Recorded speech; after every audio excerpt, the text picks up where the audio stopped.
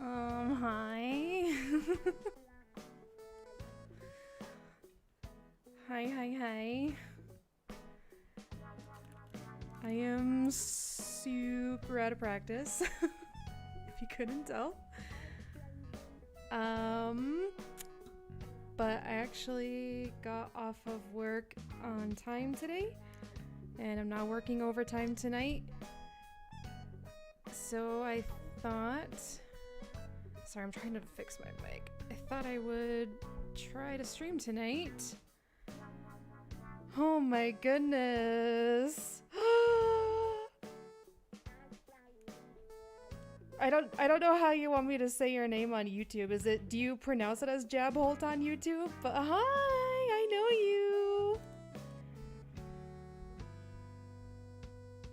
Oh my gosh. This is so weird.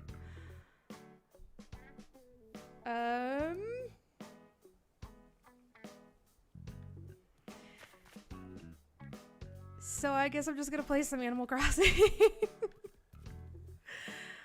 And we're just gonna chat for a bit. I don't know how long I'll be on. I don't know if there's anything else I want to play or do. But yeah. I'm so out of practice. So I just recently finally finished my island, my Lord of the Rings Middle-earth themed island, because it was taking me forever and ever. That's so sweet. Thank you. I have really missed streaming and doing videos. It's been so long that I've gotten to the point that anytime I think about it and I look at my equipment, I just feel so I don't know if overwhelmed is the right word, but it's kind of it's like I freeze, I think is the best way that I can describe it, because it has been so long since I've done it. And when I was first streaming, gosh, how many years ago now? Was that like 3 years ago? 3 or 4 years ago? Yeah, it must have been over 4 years. Oh my gosh, I can't even believe that. I was streaming so much. Like, I would work my 8 hours for the day, and then I would immediately start streaming for like another 4 hours.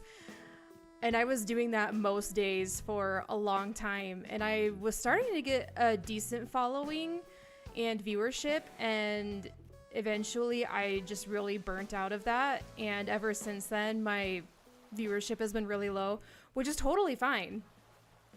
I never tried to like make a career out of this or anything.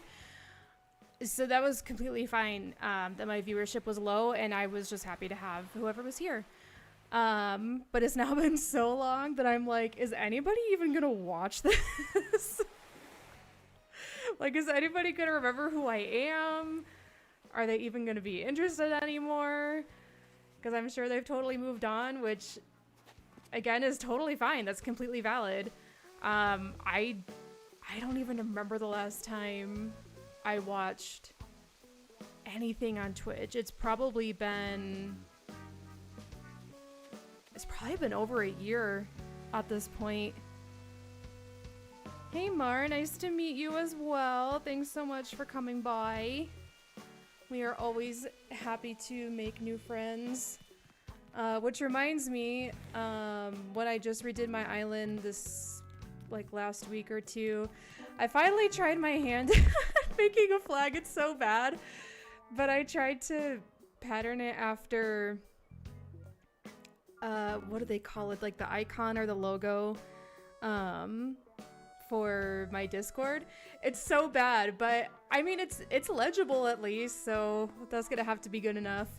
And then I updated my island tune to the original GameCube Animal Crossing main theme.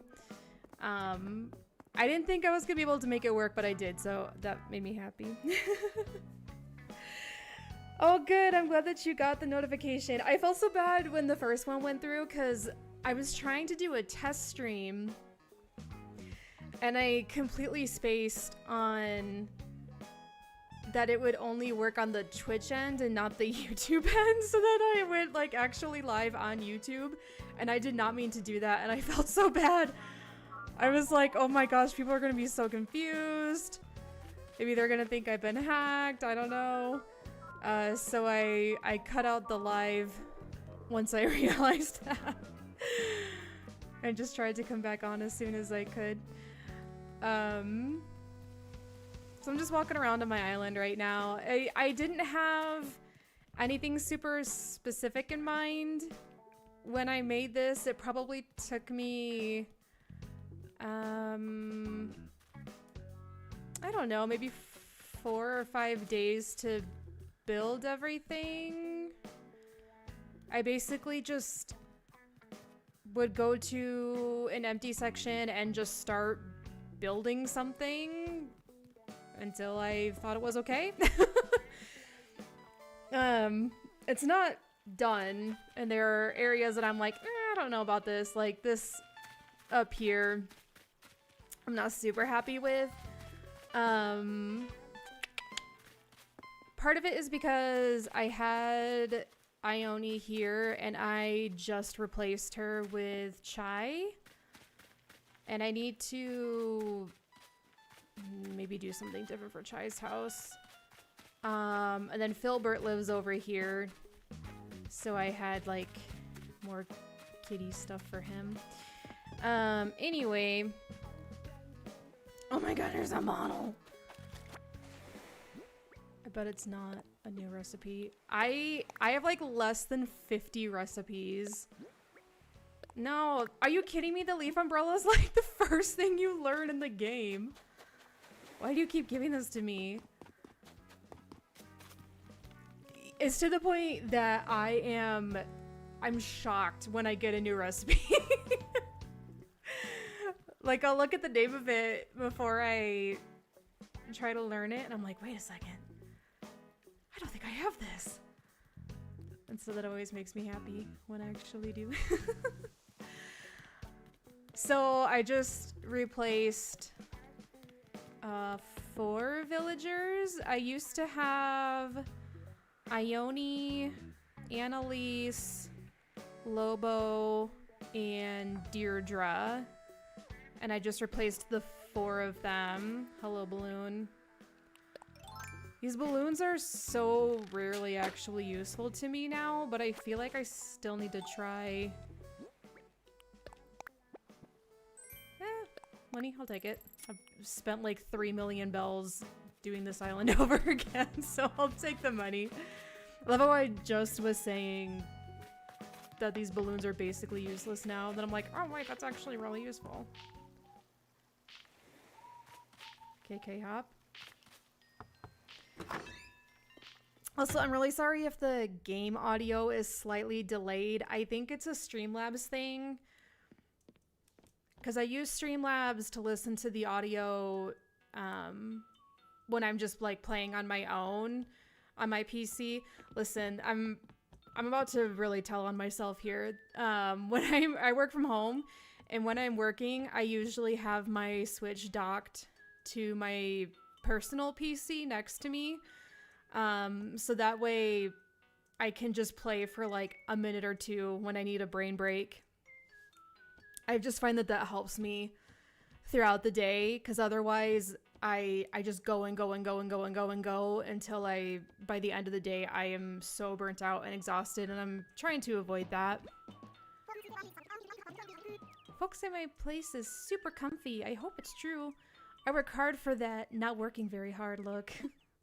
I haven't had a Peppy in so long that I'm actually enjoying it. The Peppies used to annoy me a bit, but this has been fun. I like having a Peppy again. This Cinnamoroll puffy blouse is so glam. I feel like it was made just for me. I mean, you're not wrong, it was. It's like the whole point of your character is you're the whole cinema roll vibe.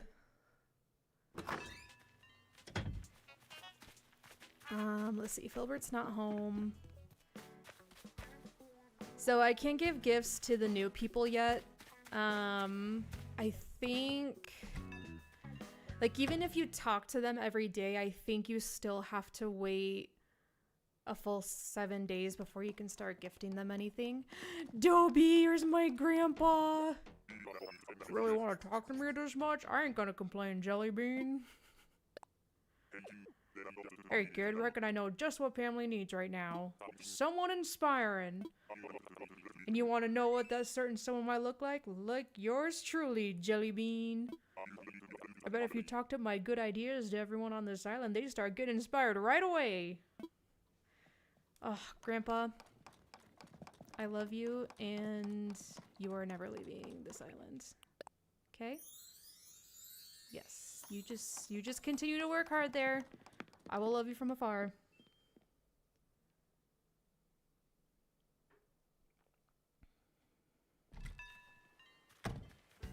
Oh, there was so much I wanted to talk about. Now that I'm live, I don't want to say I'm flustered, because I don't think I'm actually flustered, but it's like my brain's kind of going everywhere. Okay, so Allie, so I should say Chai replaced Ione, and then when I was playing earlier today, Annalise asked to leave, and I was planning on replacing her anyway, because truth be told, I only had her on because she was my villager for my Rohan area. I thought it'd be cute and funny to put a horse there because, like, you know, they're the horse lords. Get it? Do you get the joke? Do you get the reference? Do you need me to explain it to you some more? So I was gonna replace her anyway. And I don't mind time traveling, especially when it's to get new villagers in. That doesn't bother me. I try not to time travel too much. But I definitely don't mind doing it. I know some people are like, you're cheating, you're playing the game wrong if you time travel in Animal Crossing. I'm like, you can't cheat at Animal Crossing, really. I think unless you're like straight up hacking into the game, then yeah, sure, you could consider that cheating, but time travel is not cheating, especially when they make it possible to do. I wonder how many times we're going to run into each other today, Cash Money. Oh, someone's been talking to Shep. Girl, you just got to this island like today, and you're already grabbing onto other people's catchphrases that I gave them. What is different about your face? How would you even know? You've known me for like 2 hours. I love it. Well done, Cash Money. Thanks, Allie. Da, da, da, da, da.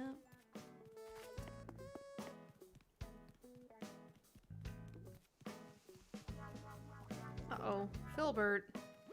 Well, he doesn't want to move because I just moved somebody in. Super comforting for me and for the bugs in the floors, but I wonder what other folks would think of it. Hey, I know. Would you like come over and check it out?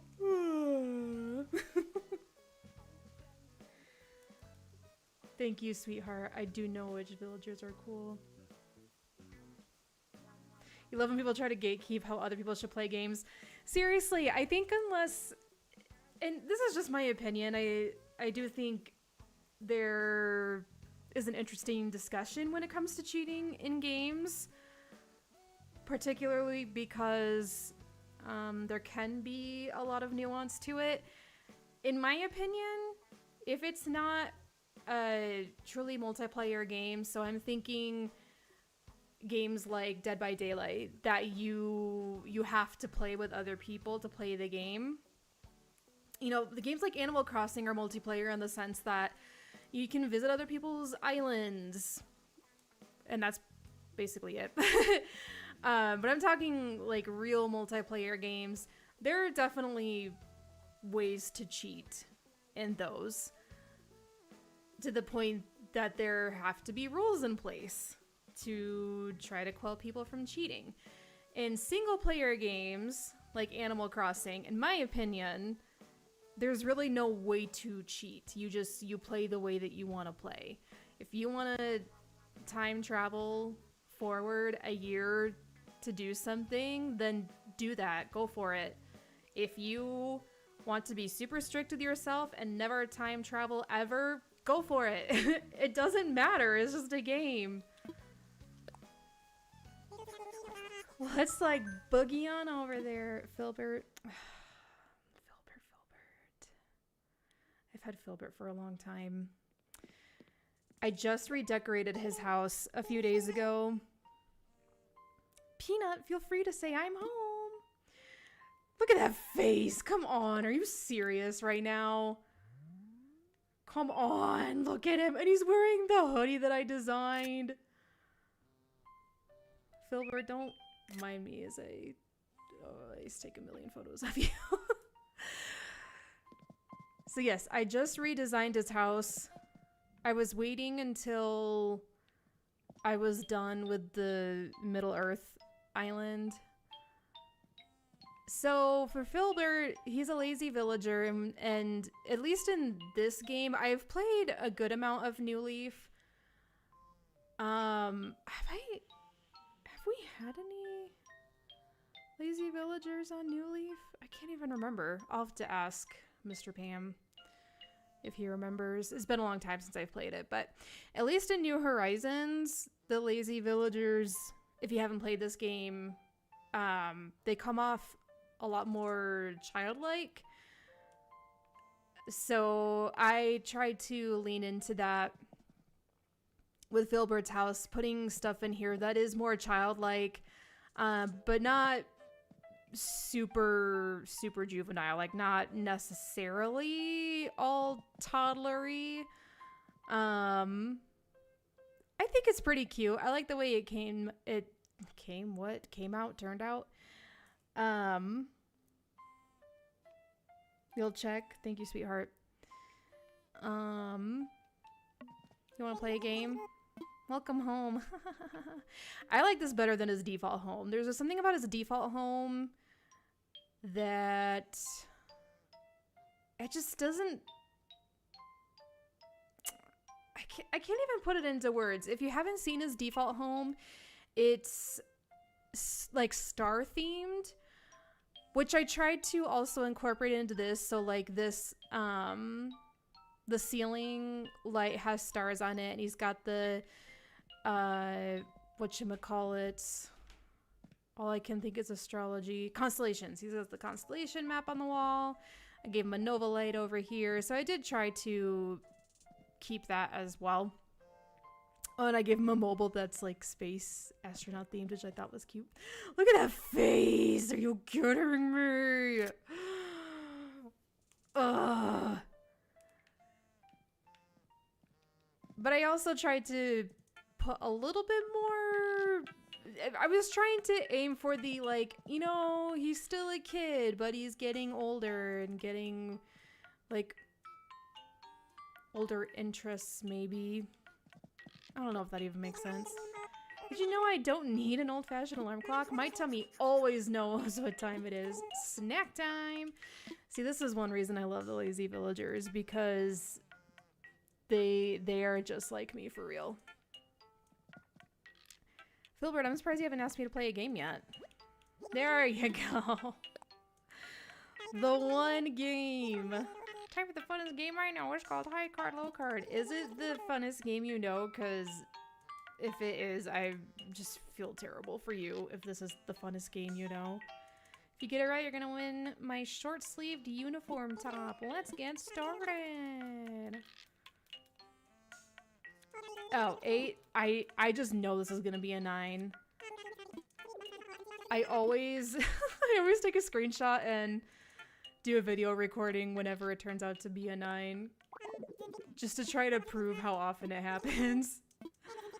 Yay, it didn't happen this time. Not that I need the top, but it's just a matter of principle. If you're gonna give me an 8, you better give me a lower number. Okay, goodbye. Thank you for the soft serve lamp. I don't know what happened to the adapter for my Bluetooth headphones. I think it might be in my travel bag because I visited my family over Christmas and I remember packing it in my bag, but the adapter didn't make its way back into my office. Shep is the one and only smug I have ever had. He was my very first smug that came in the campsite that you have to take. You have no choice but to take them. And at first I was like, I don't know about this guy. I don't know about this smug personality. And I'm so glad that I gave him a chance because he's never leaving. He's been on my island for, it must be over a year now. He's never leaving. I guess you must have splurged for the all access pass, huh? Shep Unlimited. Let's talk, buddy. You know what? At this very moment, Flick is visiting family. I've heard that he makes some really interesting fashion choices, so I'm gonna have to see for myself. You know how many times Flick has been on this island, Shep? I made a little, just like a tiny little beach area for some beach volleyball. Even though you bounce it like a basketball. I don't think I came up here yet. This is just like a little farm area and it goes up into a little forest. This is where I keep my campsite. I think it turned out nice.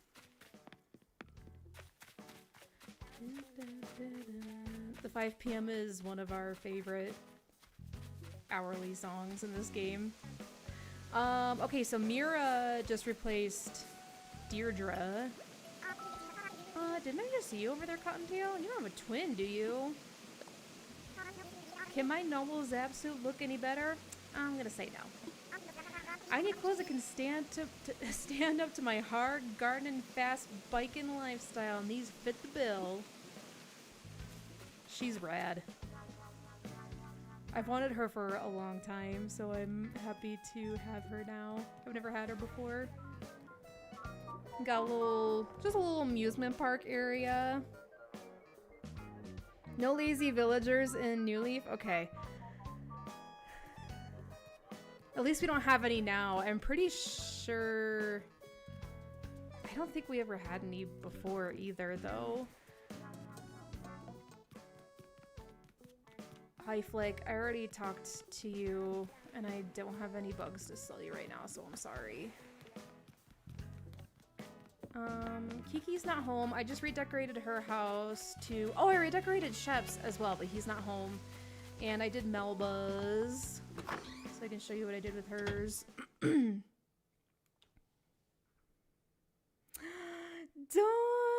hi! Oh my gosh. This is so weird. Melba. Welcome back, Nutty Buddy. Make yourself at home. One of my hobbies lately is knitting. I made a simple coaster and it came in handy for preventing water stains. That got me to knit more, but I got a little carried away. Now I have more coasters and glasses, Nutty Buddy. Oh, Melba. Let's watch your gyroid. This is one of my favorite KK songs. Oh, heck yeah. Okay, gyroid.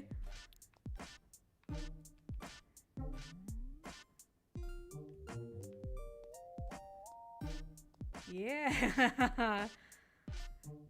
I didn't know it had like a big colorful bulb inside, which makes sense because it's a petaloid.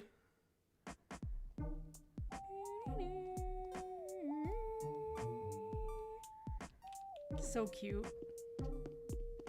So yes, I just wanted to give Melba like a cozy,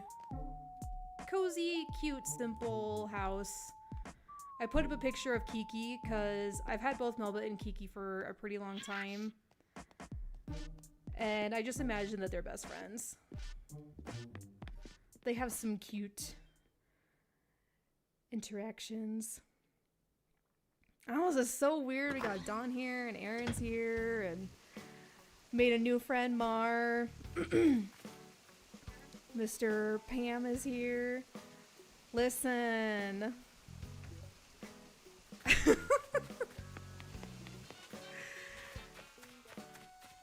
I've tried to quote unquote 100% it as much as I can because if any of you are new around here, you may not know that I'm a chronic 100%er of basically any game that I play.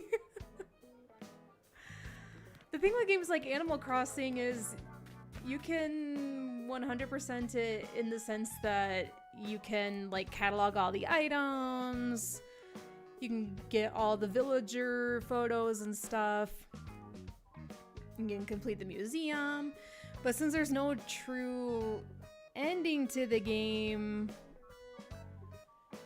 I'm always like, can you really 100% an Animal Crossing game? Because it's designed to never actually end.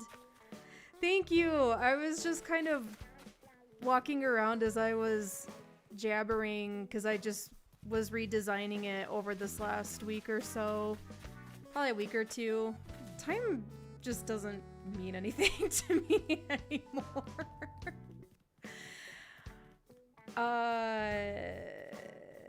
Yeah, so where have I been? I think has it been over a year since I last streamed? I think. Probably since I last streamed or did any videos or anything. Yeah, if you've been around in the Discord, I've popped in occasionally here and there just to say hi and see how people are doing, but otherwise I've been pretty silent. Thank you, sweet one.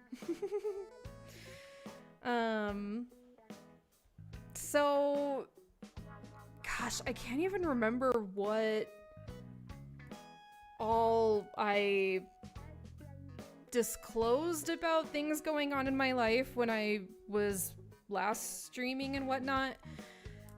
So for the sake of trying to give as complete of a picture as I can that I'm comfortable with, so that things make sense, back in October of 2023, I started working, finally, after so many years of trying to find a doctor who would take me seriously.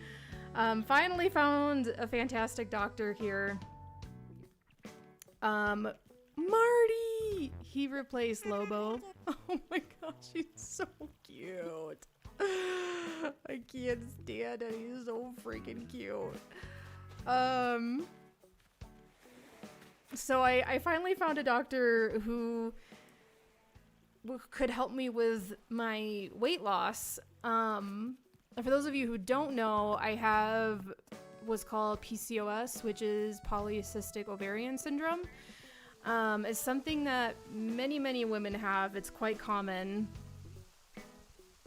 It's not to the point that like most women, have it, but a lot of women do, whether they know it or not. And one of the most common symptoms or effects of PCOS is weight gain to any various extent. For some women, they won't experience it at all. For some, they'll experience it a little, up to a ton, like just a ton of weight gain, because your hormones are so messed up.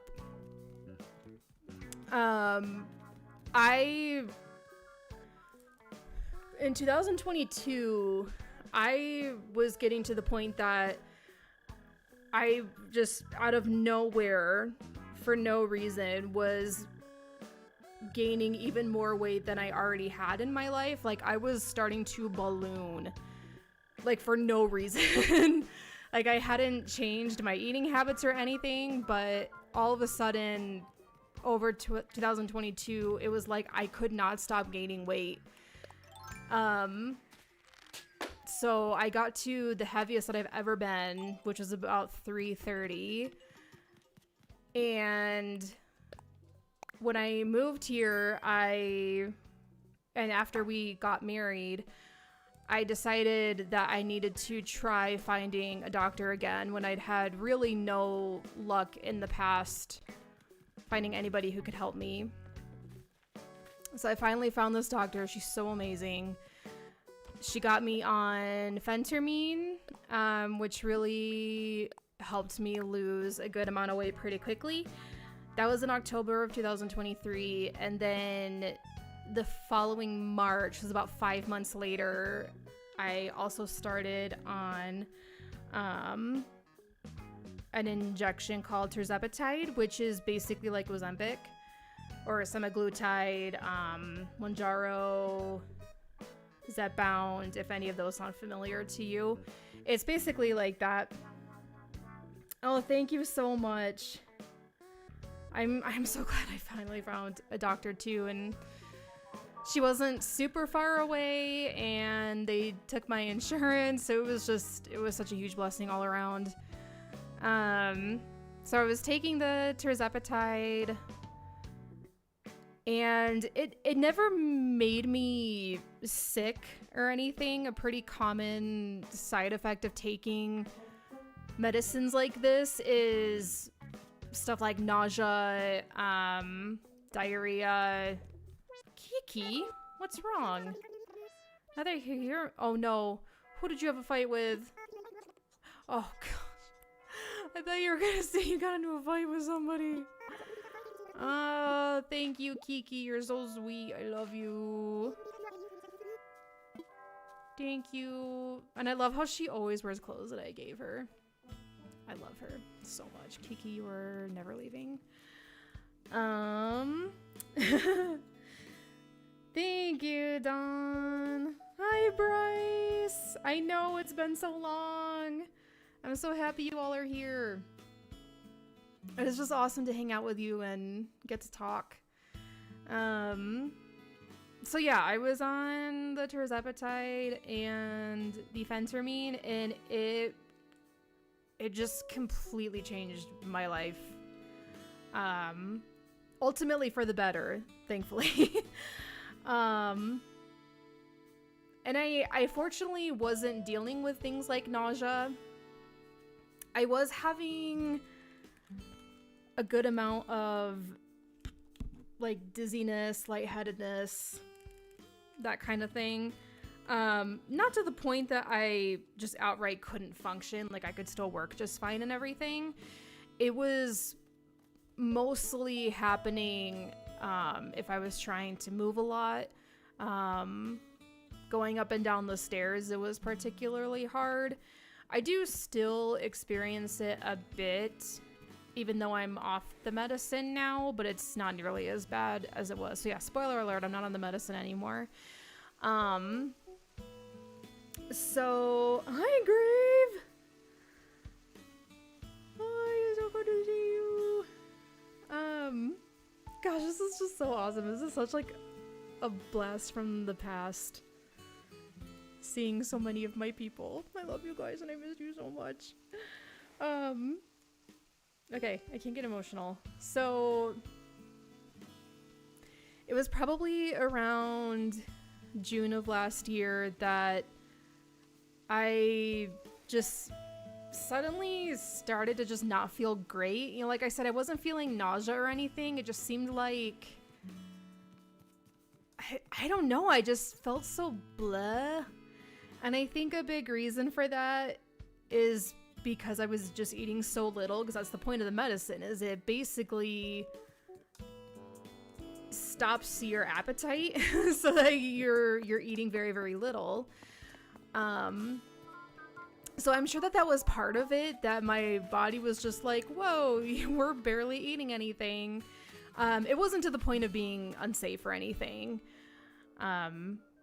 So I don't want people to be like, yeah, this shows that anorexia works. No, it doesn't. Anorexia is terrible, okay? I was still eating. I just wasn't eating nearly as much as I was before. And it got to the point that, like when my church, you meet for 2 hours every Sunday, and it got to the point that I was lucky just to get through the first hour. I usually could go for like the first 20 minutes or so I could take the sacrament, and then I'd be like, I just gotta go home. I gotta go to bed. And it was like that for a very long time. I was okay enough working, but by the time that the weekend came, I was so exhausted and my body was so spent from working so much and trying to use my brain on overdrive for work on so little food that by the time Saturday and Sunday came, like, I was done. I basically crashed all weekend, every weekend. So I was dealing with that, and then around August, we started having a bunch of overtime at work. And I mean, like, serious overtime. During a normal week, I work 40 hours like any other typical job.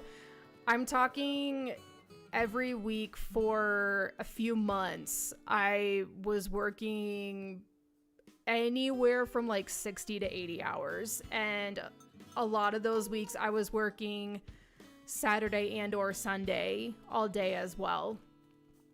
So that did not help things. So the reason for me not streaming or anything for so long just comes down to a lot of things. I was taking that medicine.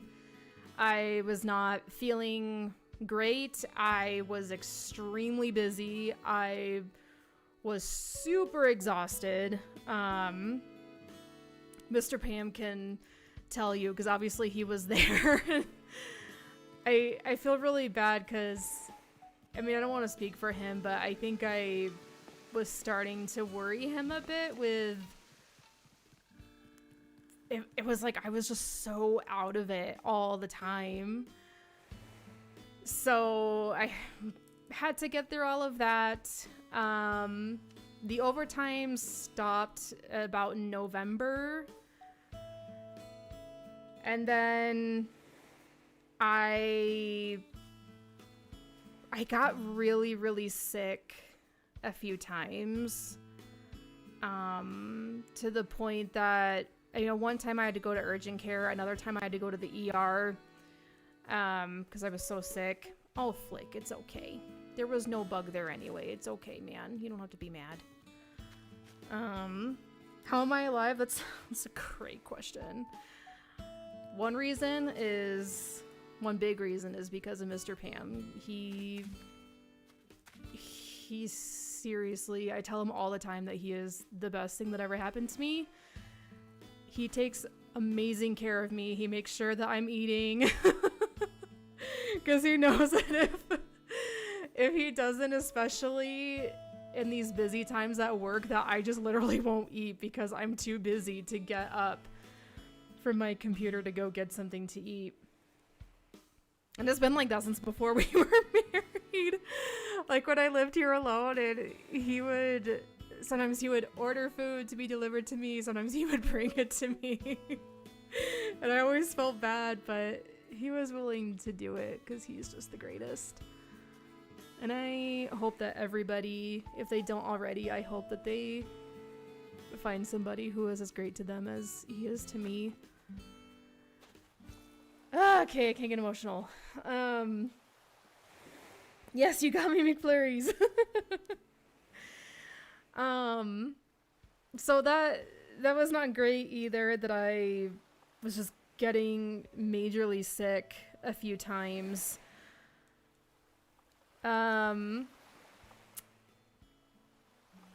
Something that had started around September was I was starting to get this really weird upper back and chest pain that I never experienced before.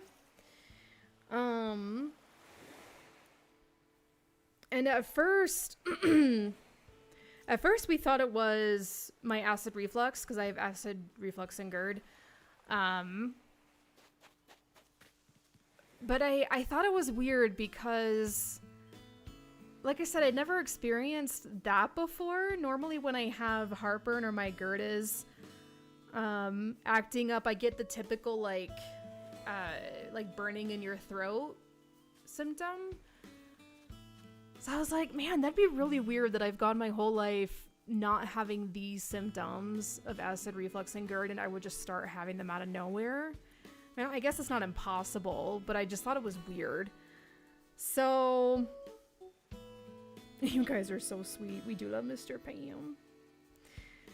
Oh yeah, your side business with the 3D printing. Sometimes I see like pictures that you've posted, and they're so cool.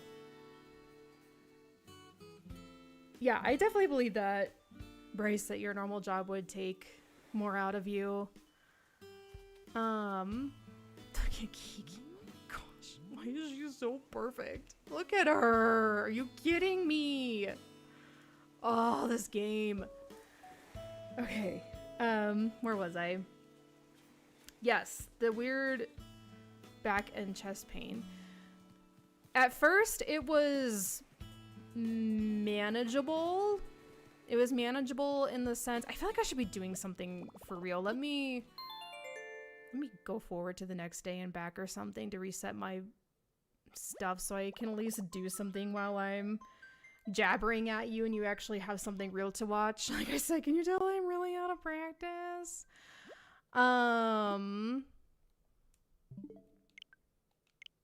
Ooh, I'm telling on myself what the games that I play. Oh boy, a bunch of Zelda. Who would have seen that coming?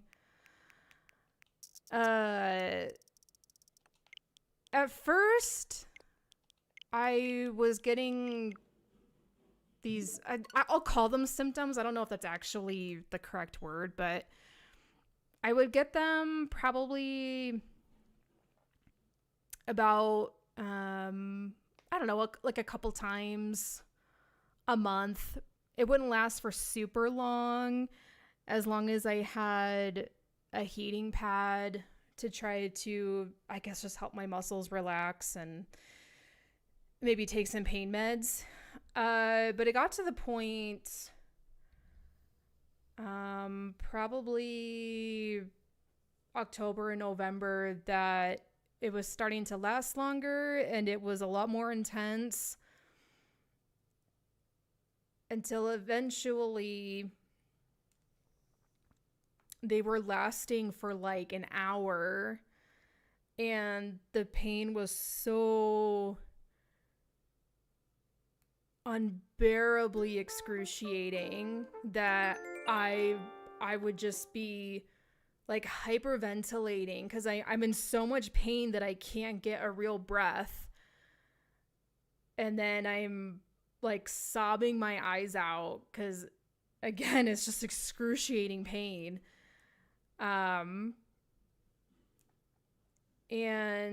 it got to the point that like nothing was helping it. It just kind of had to stop on its own. And so I would just have to suffer through it. And it would usually happen in the evening or the nighttime. The very first time it happened was like late afternoon, early evening. But otherwise, it was just always late evening, nighttime. So fast forward, I'm dealing with this on and off for months, and this would have been at the beginning of this month, a few weeks ago. So it was April Fools, of course, would happen to me. It was about 5 a.m. on April 1st that I had another really horrible attack. And because that's what at first I was calling them episodes. Because, yeah, they were annoying and frustrating and painful, but they got so bad to the point that I would just call them attacks, because that just seemed more accurate. So I woke up in pain. I took Pepto-Bismol. I took pain meds. I took antacids. I got my heating pad, and just nothing is helping it. It was so bad. And it lasted for probably an hour and a half until it finally subsided enough that I could go back to sleep. I woke up again around 8:30 so I could work. And I got out of bed to go use the bathroom, and right after I just straight up passed out. I could tell that it was going to happen because I've passed out a handful of times in the past, so I know what it feels like when it's coming on. And Mr. Pam was downstairs already, so I yelled his name because I knew I was gonna just completely go unconscious, and I didn't want him. Well, number one, I was scared about if I would like hit my head on anything. Fortunately, I sat down on the bed and fell backwards. So fortunately, I didn't fall too badly or anything. But you never know. Like, I could have fallen forward and, you know, hit my head on the nightstand or something and really hurt myself. So that was one reason I called out for him. But I also did because I didn't want him to come back upstairs and just find me totally unresponsive when he had just seen me, heard me walking around minutes before, and I just didn't want him to think that I was dead. Because that's just the most traumatic thing you can go through.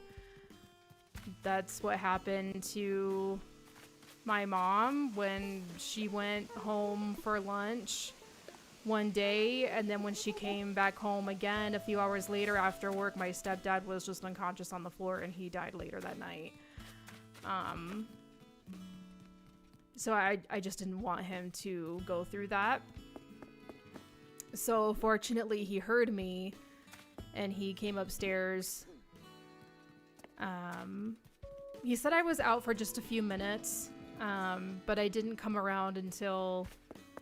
He wasn't like yelling my name, but he was very like firmly calling out my name, and I finally stirred around one of those times. So thankfully I came out of it.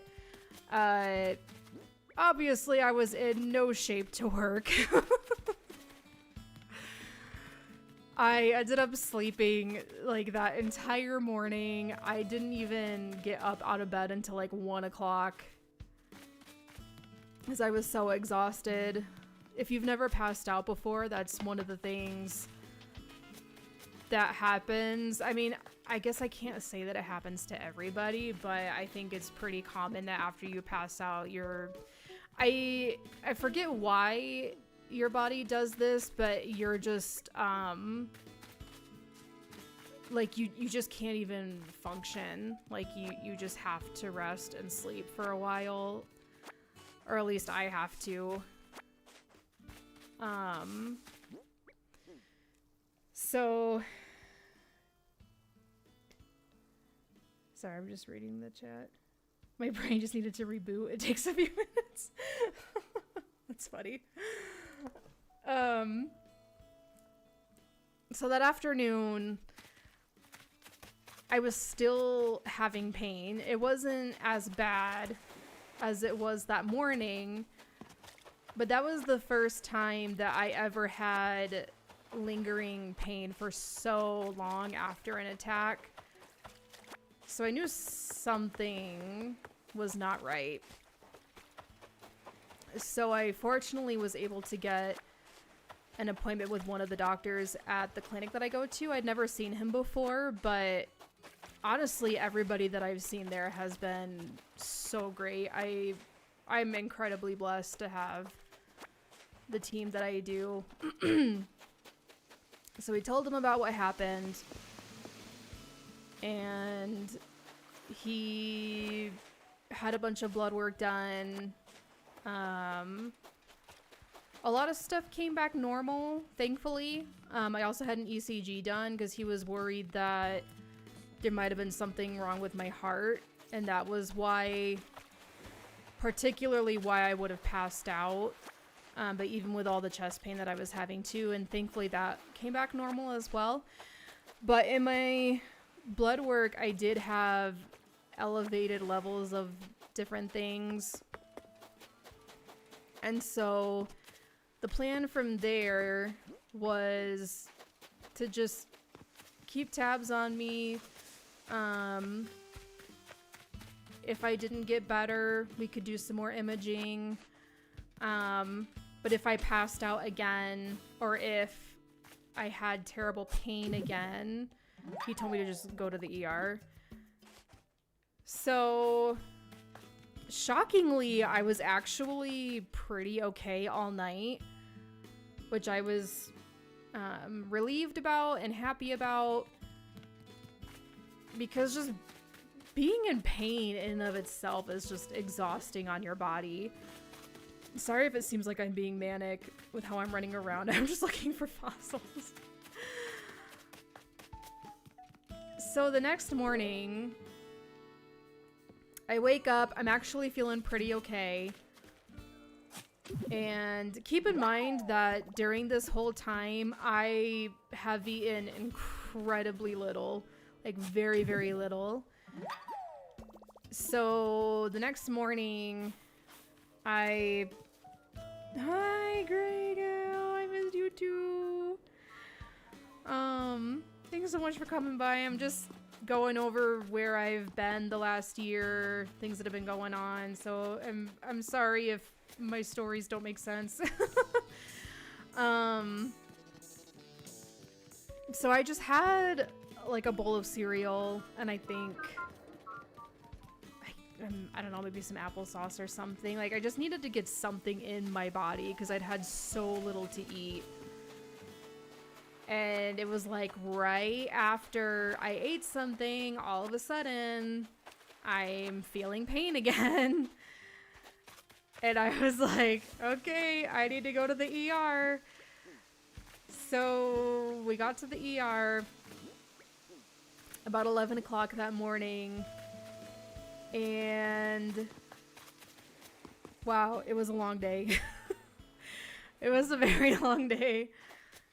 I think all in all, by the time that we got home that night, we'd been there for almost 12 hours.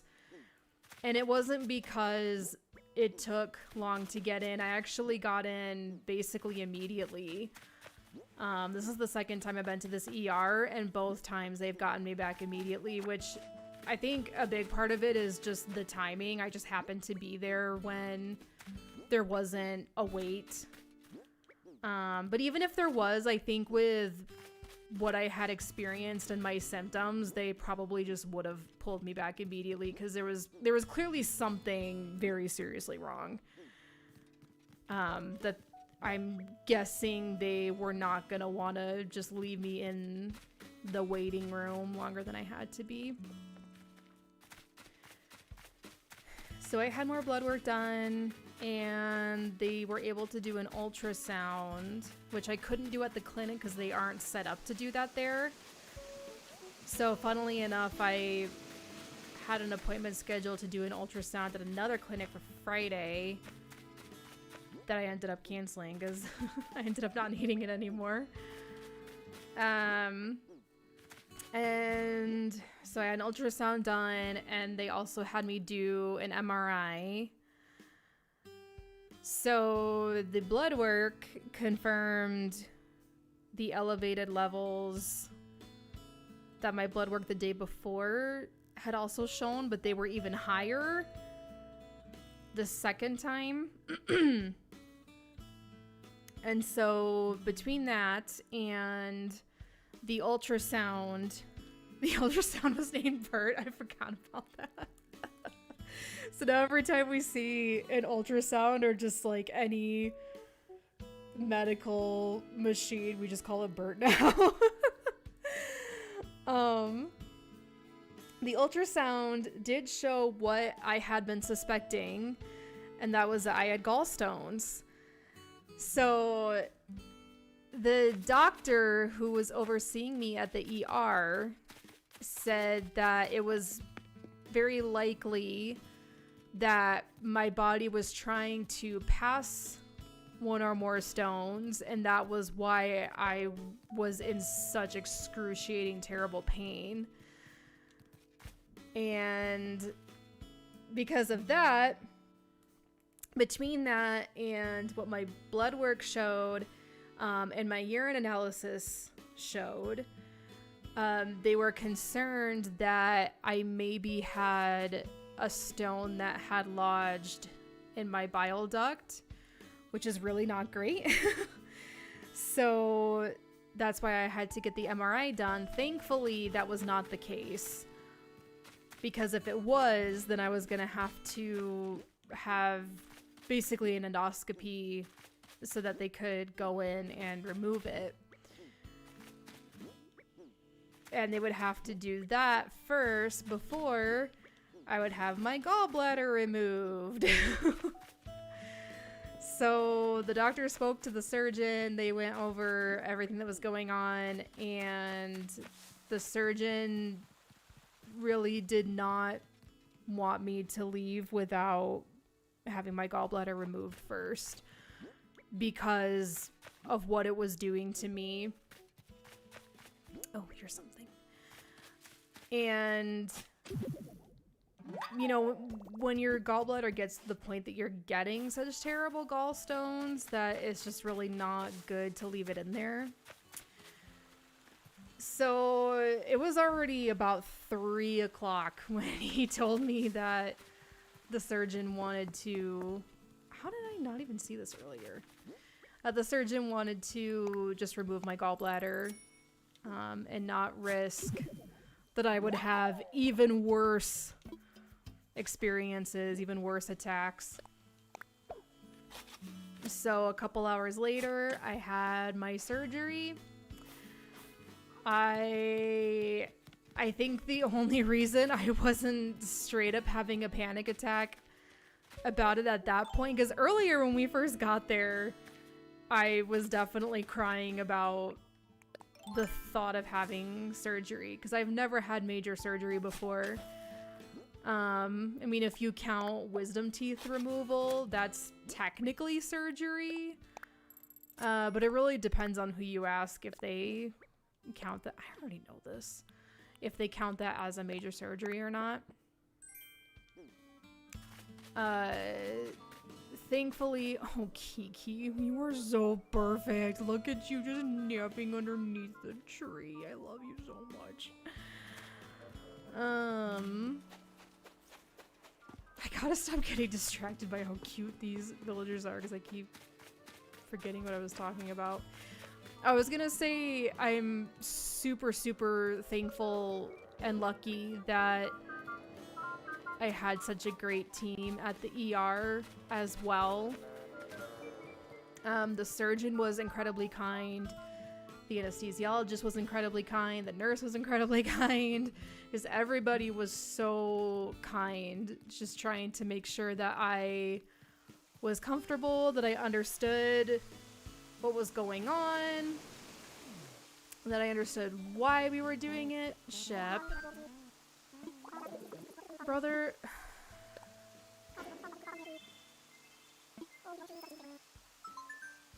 You just recently had me catch a wharf roach for you. Why do you want another one?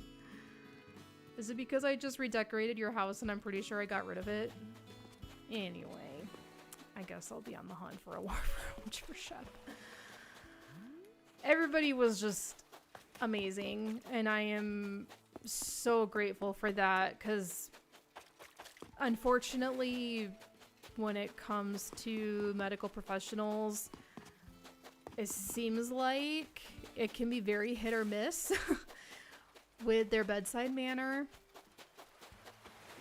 And so I just really appreciated that they took the time to each individually speak with me, make sure I understood like what exactly the surgery was, what I should expect from it, so on and so forth.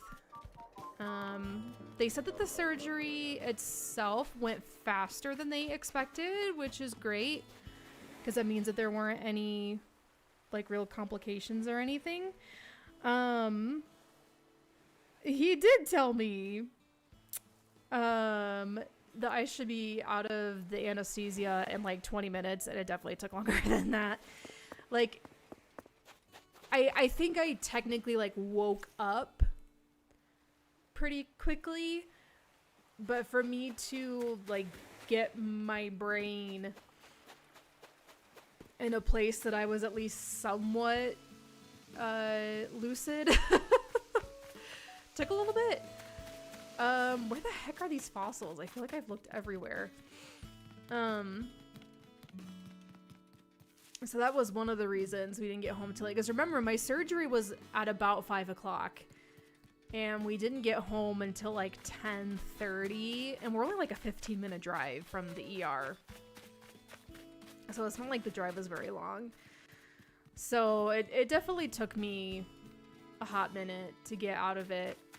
Which I was a little bit concerned about, but fortunately ended up being fine in the end. That's the closest I've been to being stoned. Oh yeah, that reminds me, I didn't finish my thought earlier. And I was saying that I'm pretty sure the only reason I wasn't having an outright panic attack when he told me about the surgery and when I was going into it is because I was on morphine. And I mean, that's the good stuff. What do I say?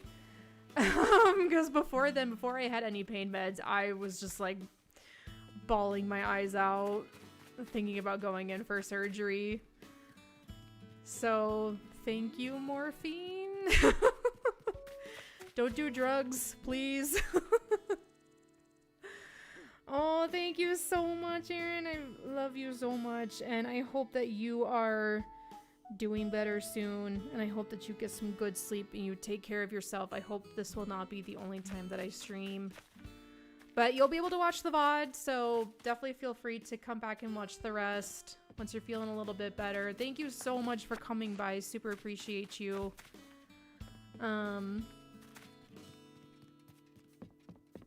So the recovery was brutal.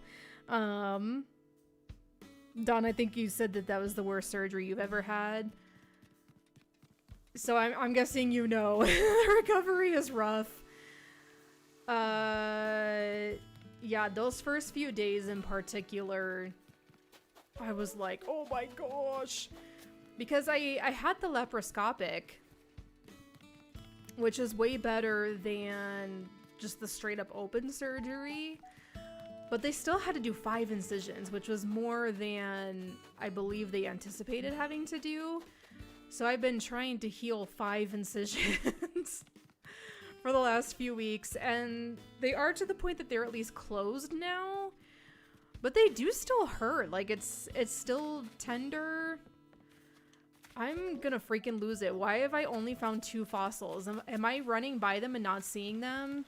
If you guys see them, you need to yell at me and be like, hey, idiot, go back. You passed one. You didn't get a notification? I almost texted you. Where are these freaking fossils, dude? So, yeah, the recovery was pretty rough. I was off work the rest of that week, and the following week I didn't go back till the 14th.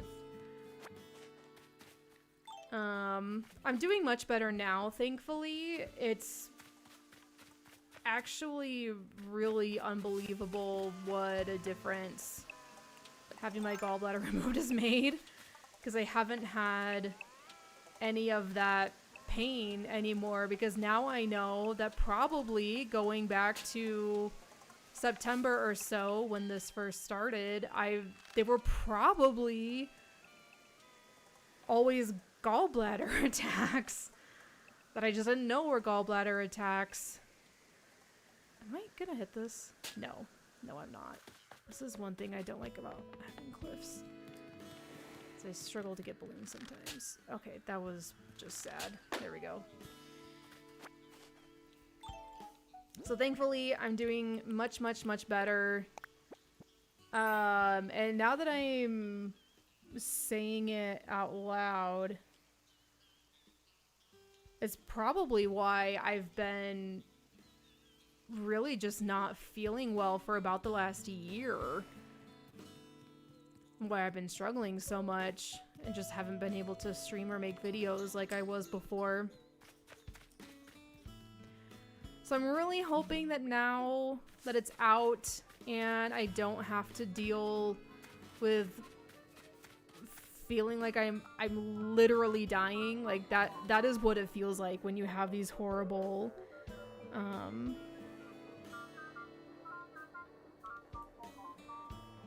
You're tired by real life. That's funny. Oh my gosh. Hi, Matt. What was I saying? Yeah, so now that I'm not having attacks that make me feel like I'm dying, I'm hoping that maybe I can stream more. I don't know if they'll be able to regularly because, shocker, we're back on a bunch of OT again. So, like I said, I wasn't doing any OT tonight. I already did all of my overtime for Monday through Friday, but I do have 5 more hours tomorrow. We'll see what the coming weeks bring. We're still pretty busy. Part of the problem is that they don't tell us until the last minute what overtime we have, if any at all. So it's basically impossible for me to make any kind of actual streaming schedule because I just never know if I'll have overtime or not. So I'm basically just gonna try to do what I did before for the last few years, and just if I am in the mood to stream and if I have the time to do it, then I'll do it. But if I don't have the time, or if I'm just too tired, whatever it is... Aha! I see one. Finally.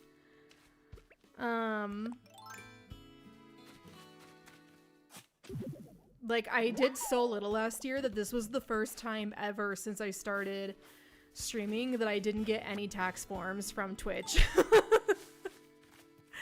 Which I expected, but it was still just, it was very strange.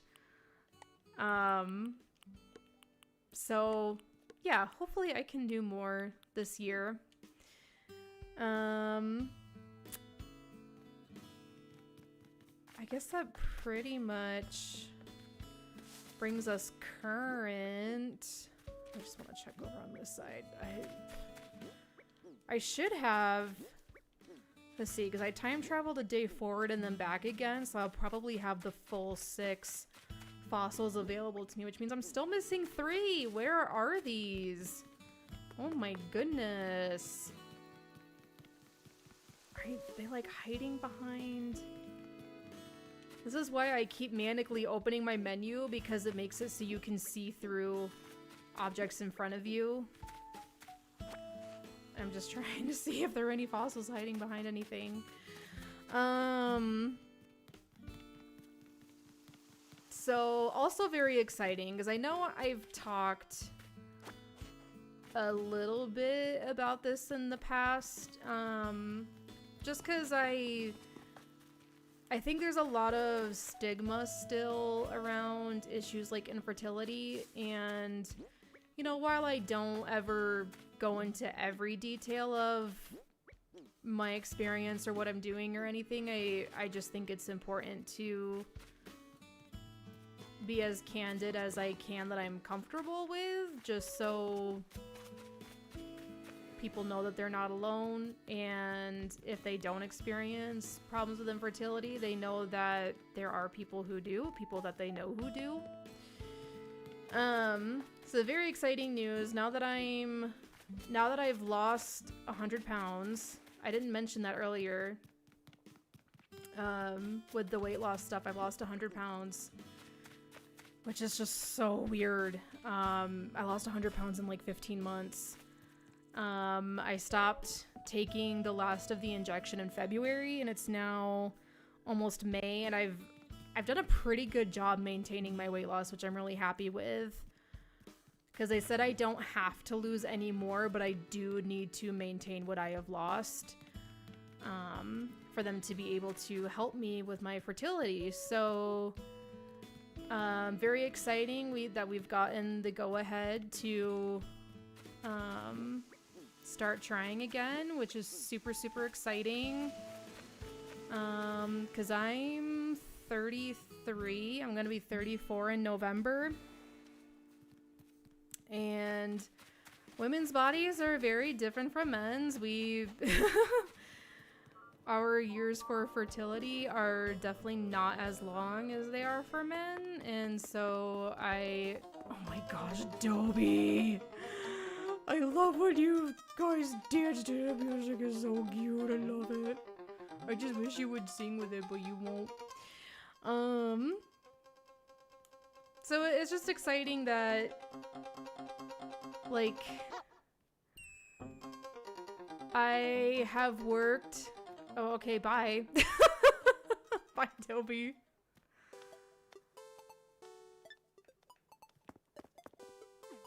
Oh, I thought he might have been coming over here to start singing and I got excited. It is very nice to know that after all of the really, really, like, hard work that I've put in, the weight loss was really difficult in its own ways. Sorry, I'm trying to open up my Twitch chat again. Oh my gosh, am I not live on Twitch? Why is it not working? Well, that's a bummer. I had it all set to multi-stream, and I guess I haven't been streaming on Twitch this whole time. Womp womp. Thank you, Dawn. Really appreciate that. It is just very gratifying to know that, you know, I've always said that regardless of if the weight loss allows me to have a baby, like, even if that doesn't happen, I needed to do the weight loss regardless. So either way, it was going to be really good for me. But I was and still will be really devastated if I still can't have a baby after that, though. Because that was really the main reason I was trying to find help for so long. So fingers crossed that my body will cooperate.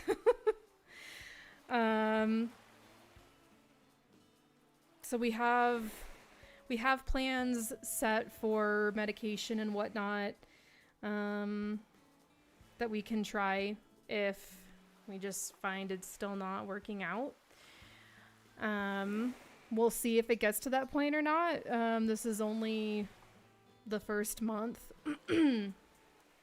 So we still have to do testing and stuff just to, like, make sure I'm even ovulating, which was one of the issues I always had, is that I either wasn't ovulating at all or it was rare and sporadic.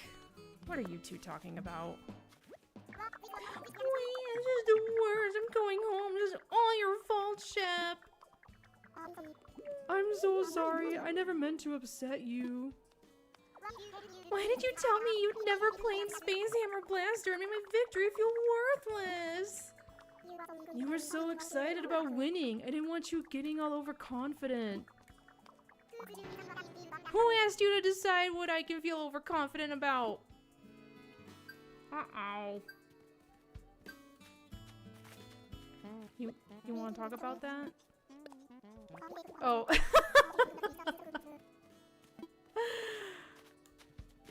Oh my gosh, that's funny. I'll have so many good eggs. Chai! Yes, her name is Chai. She has a teacup on her head. She's one of the Sanrio villagers. Oh gosh, I think she's cute. So that's, I think that more or less catches you up on where I've been, what's been going on, why I haven't been streaming. I was really nervous to try streaming tonight. I didn't know how it would go and whatnot. But I think it's been going okay. Yeah, they did a Sanrio collab, and I have all the amiibo.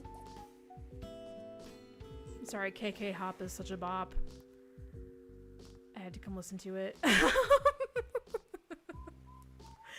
Sometimes I want to do like a KK slider tier list, but I feel like there are also so many of those on YouTube. I feel like I could potentially bring a more unique perspective to it, because I'm technically a musician. Like, I read music, I play the piano.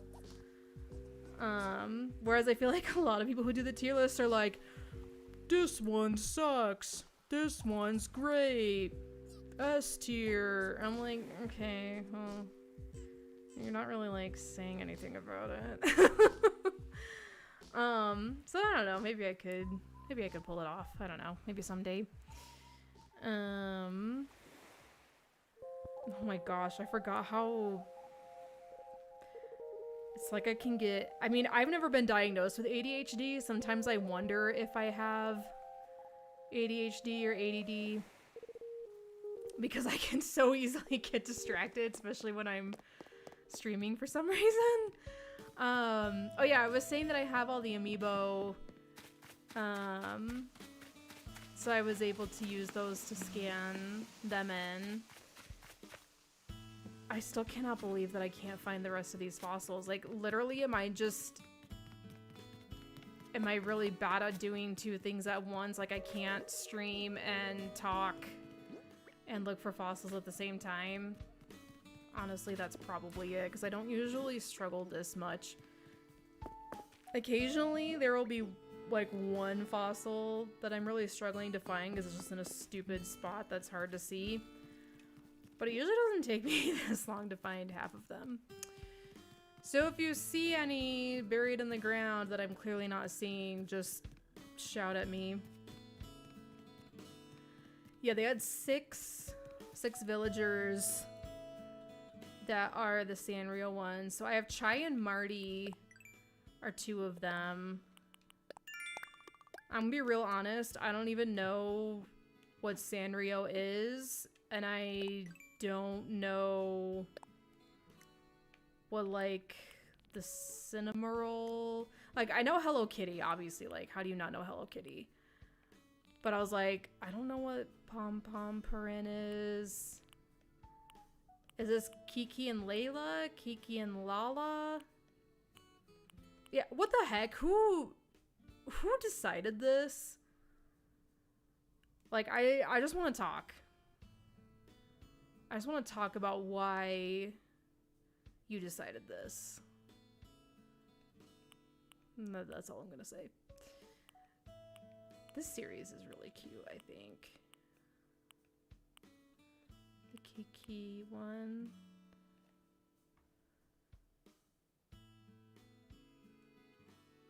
Oh, yeah, I've been doing that to try to control some of the flowers, but I've been pretty lax about it.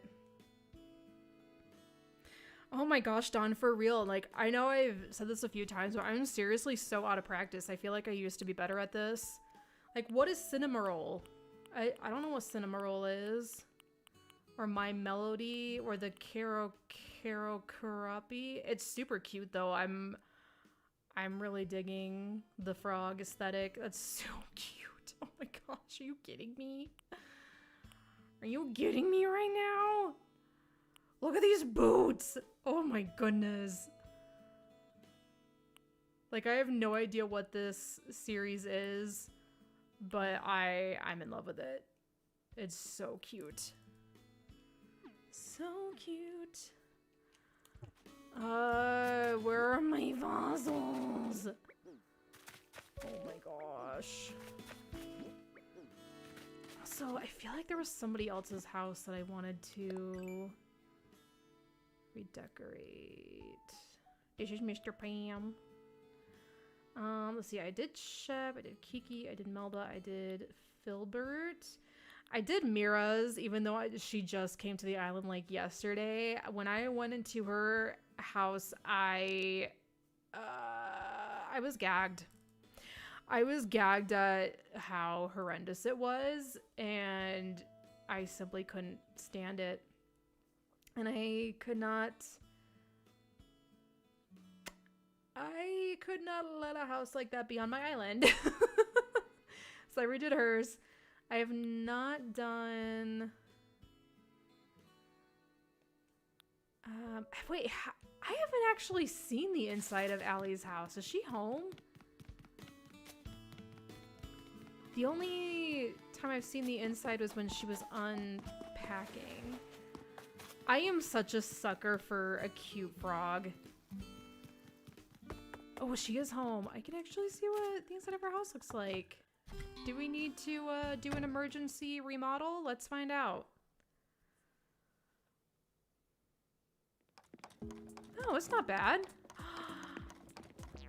Dang, girl, you're already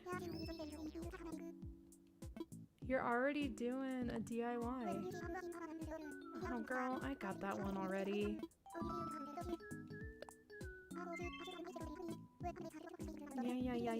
Yeah.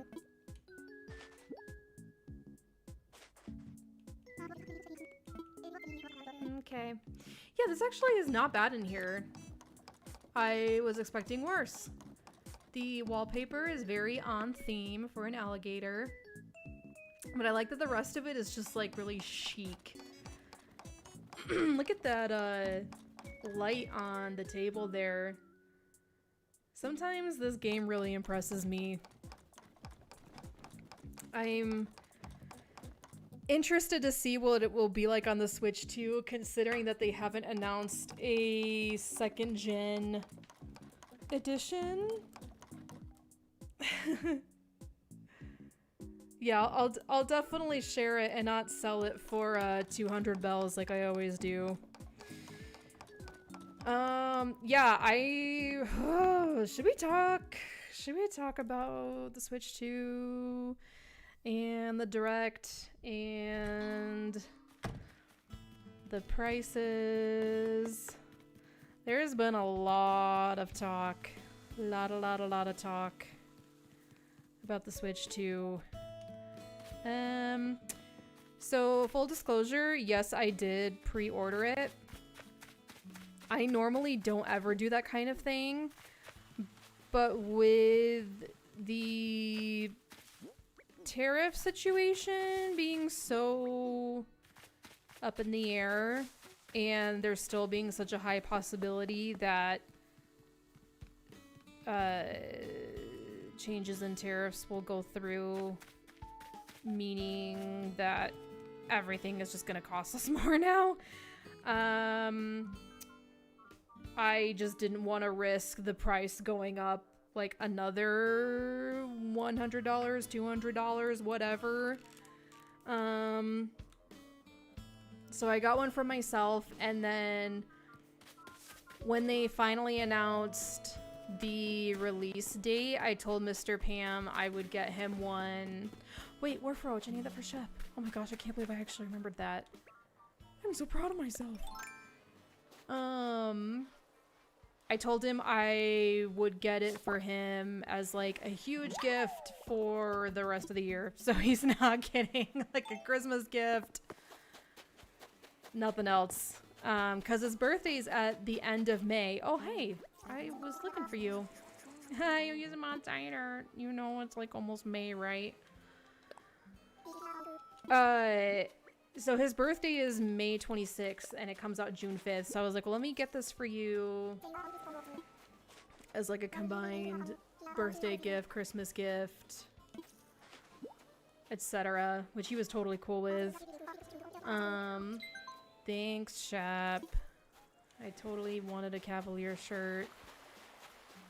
So yeah, I pre-ordered 2 Switches. So between that and my medical bills that are now starting to roll in. Girlfriend, what's wrong? I know that look. Girl, it is yours. I would have just given it to you.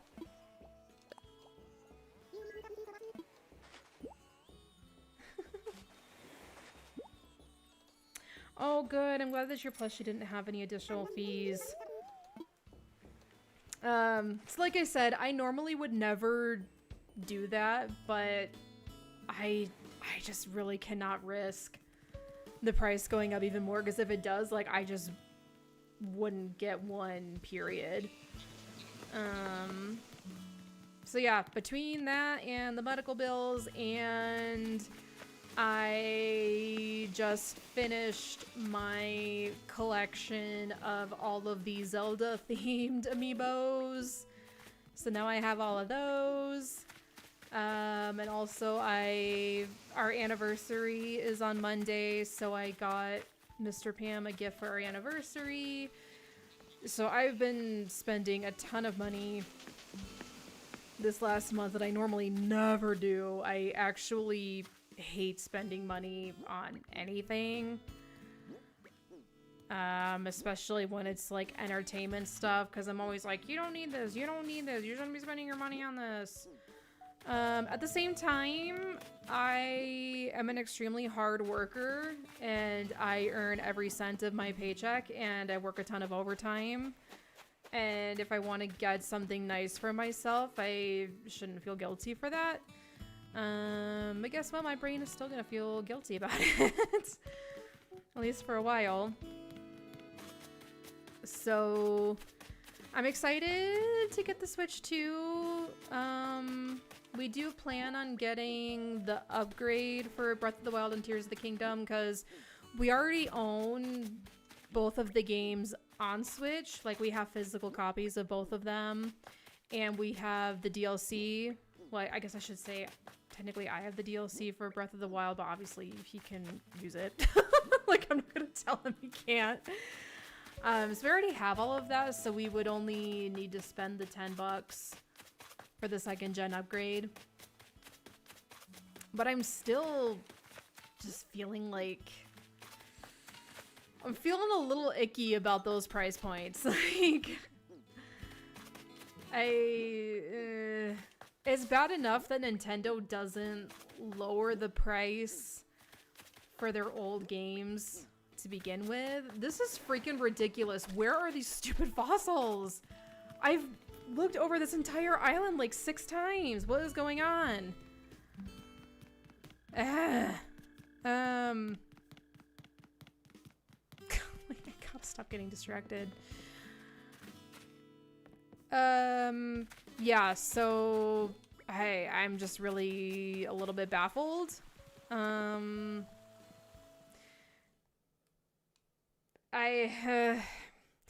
just wish I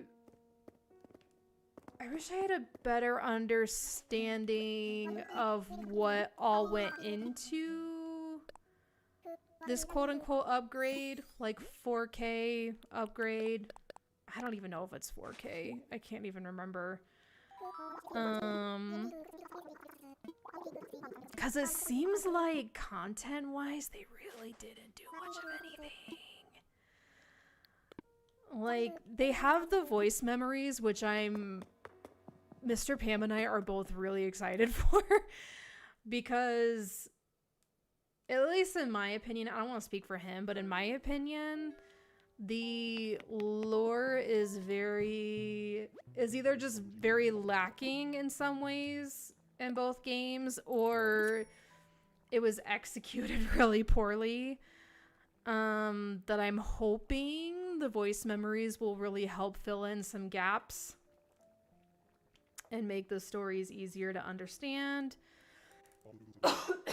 Excuse me. I can't believe this. I think that's the first time I've actually coughed all stream. I can't believe that. So, yeah, I think the voice memories are going to be really cool. And I am excited for the better graphics and the load times. I tell you what, I started playing Breath of the Wild again recently. A couple different times just to try to play it in different ways, kind of like a...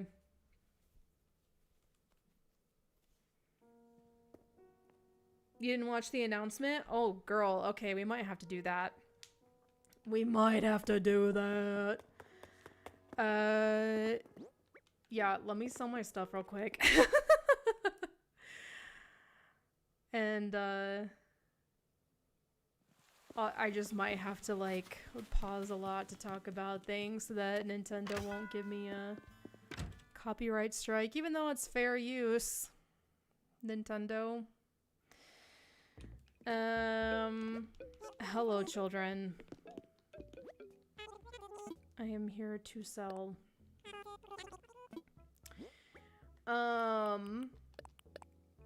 Okay, maybe I don't know if I should say more about what. Oh, don't sell my flea model. I worked hard for those fleas. Okay, that should all be good. Yeah, so there's gonna be an update to the Nintendo app for both of the games.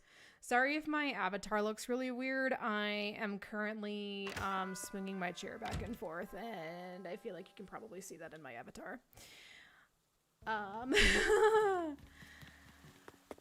So it's not that there's literally nothing that they did besides the graphic updates.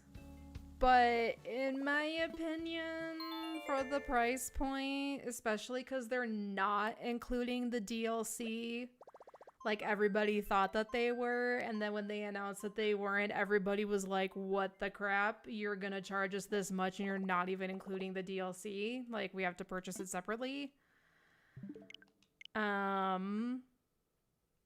Although if you have the games already, including the DLC, you don't have to buy that. If you have all that and a Nintendo Switch Online membership, you get the upgrade for free as well. But I never trust those things to stick around. So like with Animal Crossing, if you have the Nintendo Switch Online, you can get the Happy Home Paradise DLC for free. I just never trust that those things are going to stick around forever. And so I just buy the DLC still if it's something that I really want. So that is why I'm going to get it still. Let me get this pulled up.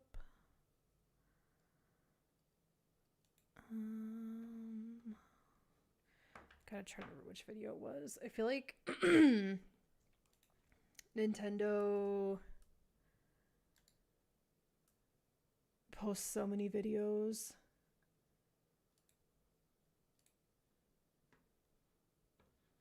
Let me see. I'm just trying to find it here. Let's see. Nintendo America. Living in America. Y'all know that song?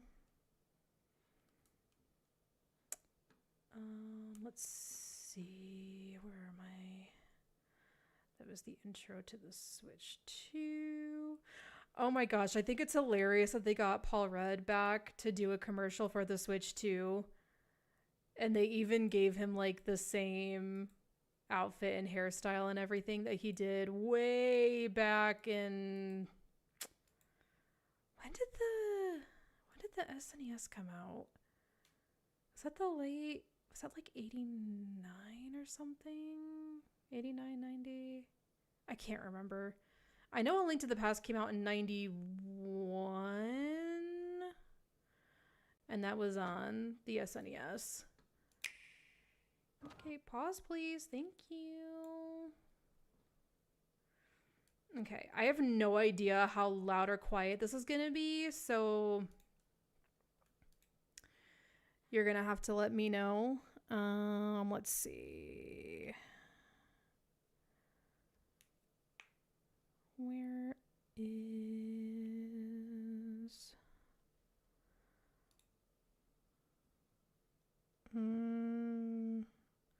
Yeah, I'll make this big.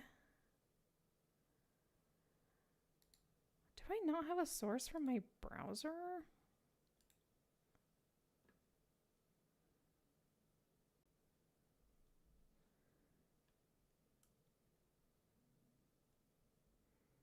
Where's the... Is there not just a... Okay.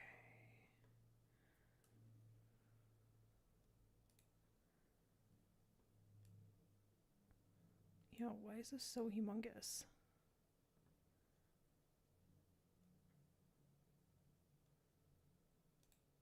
Fit to screen. There we go. Okay. The click was fine? Okay. If it's too loud or too soft, just let me know. So this is the video that they posted that was specifically for the Breath of the Wild and the Tears of the Kingdom 2nd gen updates. Hey Bryce, glad you're back. Oh, I hope the kids are doing well. We were just gonna watch the Nintendo video for the Zelda updates for Switch 2 because Kenzie said she hadn't seen it, and I was like, all right, we need to watch this then. All right, here we go. Upgrade your adventures in Hyrule on the Nintendo Switch 2 Look system. at that! Are you kidding me? The Legend of Zelda, Breath of the Wild, and The Legend of Zelda, Tears of the Kingdom games will both have Nintendo Switch 2 editions. Okay, so pausing already. So everybody thought, like I mentioned earlier, that when they were saying like Nintendo Switch 2 edition, that this was going to be like a deluxe edition that included the DLC. But it doesn't. If you don't have the game already and the DLC already and you want to buy it for the Switch 2, you're going to have to pay for all of it separately. Oh my gosh, he just turned 5? No way. He had 35 kids at his party. That's insane. What a popular kid. I don't think the Switch 2 edition is backwards compatible. The game that came out on the Switch 1 should be compatible on the Switch 2 from what I understand, but I don't think you can play the Switch 2 edition on the Switch 1 because one of the biggest reasons for the Switch 2 edition is because they increased the frames and the load times and everything, and the Switch 1 just can't handle that. Jump back into the adventure, now with enhanced resolution and frame rates. And we all know that YouTube will compress stuff even more. So if it looks this good on YouTube, and then what you're watching through my stream on top of that, like imagine how good it's going to look on the actual Switch. They both support Look at HDR, it. which they know makes what the they're image doing, more showing vibrant, the grass and they have smoother, higher the definition Korok graphics. Forest. I'm sorry, I should not be talking over this. Let me go back so you can hear what he said. I apologize. Resolution and frame rates. They both support HDR, which makes the image more vibrant, and they have smoother, higher definition graphics. The HDR, I'm so excited about. HDR is so good. Okay, fine, I'll play Breath of the Wild again.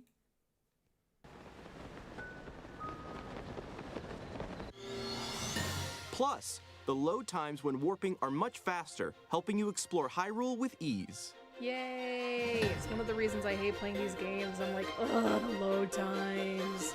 Bleh. If you already own the Nintendo Switch games, your save data can be carried over. Okay, so that's important. You can transfer your save data over. So if you are like in the middle of a save, you can just transfer it over to the Switch 2, and it should theoretically work. I did hear, I guess I'll call it a rumor, because I haven't seen anything from Nintendo actually saying this, but I have heard that at least for, I'm not sure if it's both Breath of the Wild and Tears of the Kingdom, but I think at least Tears of the Kingdom, they were gonna get rid of cloud saves, which just doesn't make sense to me. I don't know why you would do that, especially for specifically this game. Yeah, like I said, I call it a rumor because I haven't seen anything actually from Nintendo saying that. If anybody has seen that, if you could just like send that link my way, because I'd be really interested to see what they have to say about it in their own words. On top of that, you can now that's create awesome, two Dawn. manual save data files, so feel free to start a new game without worrying about losing your old. Congratulations! You have now caught up with, I think even the original Zelda game in 1986 had multiple save slots. So, good job, Nintendo. Good job. Data. And introducing Zelda Notes, a new feature that can help you get even more out of your adventures in Hyrule. It's a game-specific service found in the Nintendo Switch app on smart devices that's exclusive to the Switch 2 editions of these games. Okay, so this is the update to the Nintendo Switch app that I mentioned earlier. And if you didn't see this on the screen, like if you're just listening, it says that the current Nintendo Switch Online app will be renamed to the Nintendo Switch app in late May. So just if you didn't know that, something to keep in mind. Oh, for sure. I like, at least in Breath of the Wild, there are already glitches that you can do with the manual and autosave. So like this will just give them more power, I'm sure. It's designed to provide a more streamlined gameplay experience. Let's go over some of the new features you'll find in Zelda Notes. Okay. So this is important to me because I did not notice this the first time, because it's just so weird to me that, at least from what I remember, hopefully rewatching this, maybe I will. Okay, what am I trying to say? I'm wondering if the first time I watched this, I was not fully understanding the footage that they were showing. But from what I remember, it seemed like all the voice memories were just from Tears of the Kingdom. And it seemed like any content updates were just Tears of the Kingdom, and Breath of the Wild got nothing. So I'm happy to see that it is here for Breath of the Wild as well. That makes me feel a little bit better about paying for an upgrade.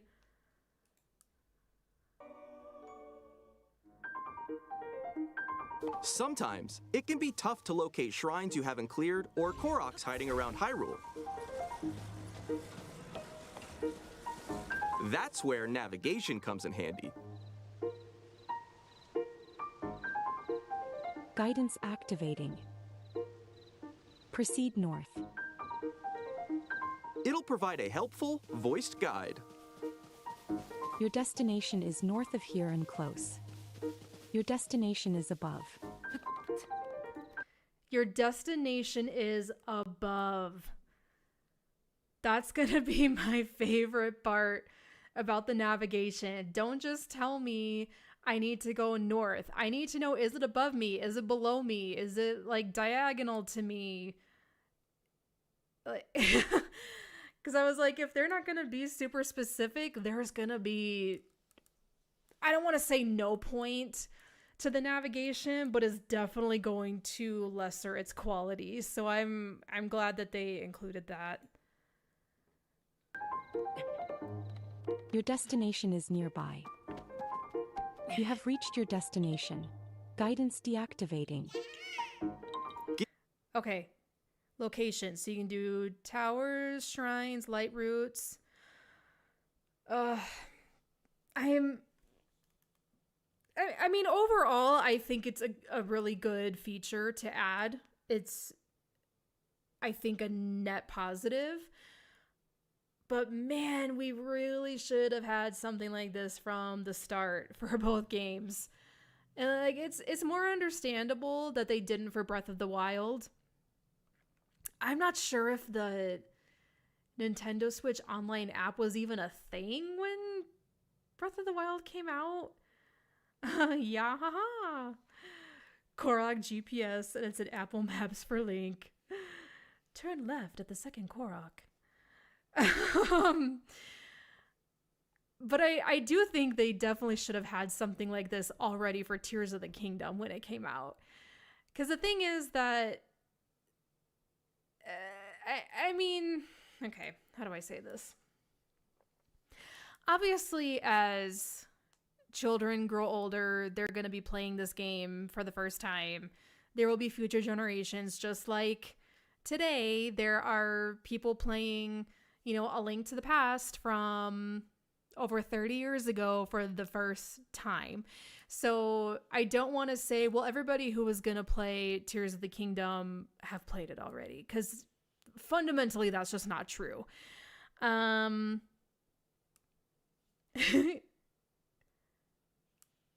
Yes, I know I didn't have to find every single Korok. Leave me alone. Leave me alone. You're so mean to me. No, he's not. He's not mean to me. He's not mean to me at all. He just loves to tease me about how I 100% everything. I still think this will be really helpful. Because unless you've played this game a lot inside and out since launch, you're never going to remember where all the Koroks are. You're never going to remember where all the shrines are, where all the cave entrances are. So I do think that, like I said, this is a net positive. This will be really helpful on replays. Especially, man, like some of those Koroks in both games, like, are you kidding me with those locations and how you get to them? Like, are you for real right now?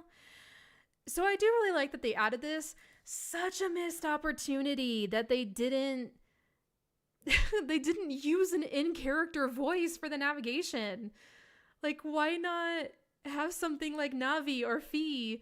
And I understand that you needed to speak clearly and in full English or whatever language it's going to be in. So I think that was probably why they didn't have something like that, because obviously Fi does not speak English, and all Navi says is, hey, listen, and hello, and watch out.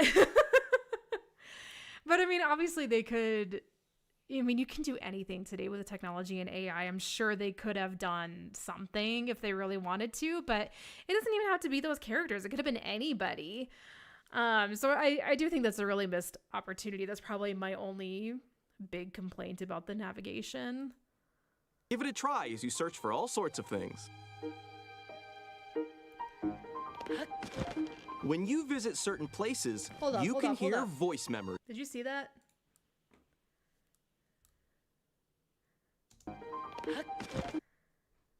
$150. Let that sink in for a second. I didn't even know that there were that many. I didn't know that there were a lot until Zeltic posted a video of his experience going to, you know how they had these locations where you could actually go get a hands-on experience with the Switch 2? I didn't even know that they had a lot until he posted his video, and he included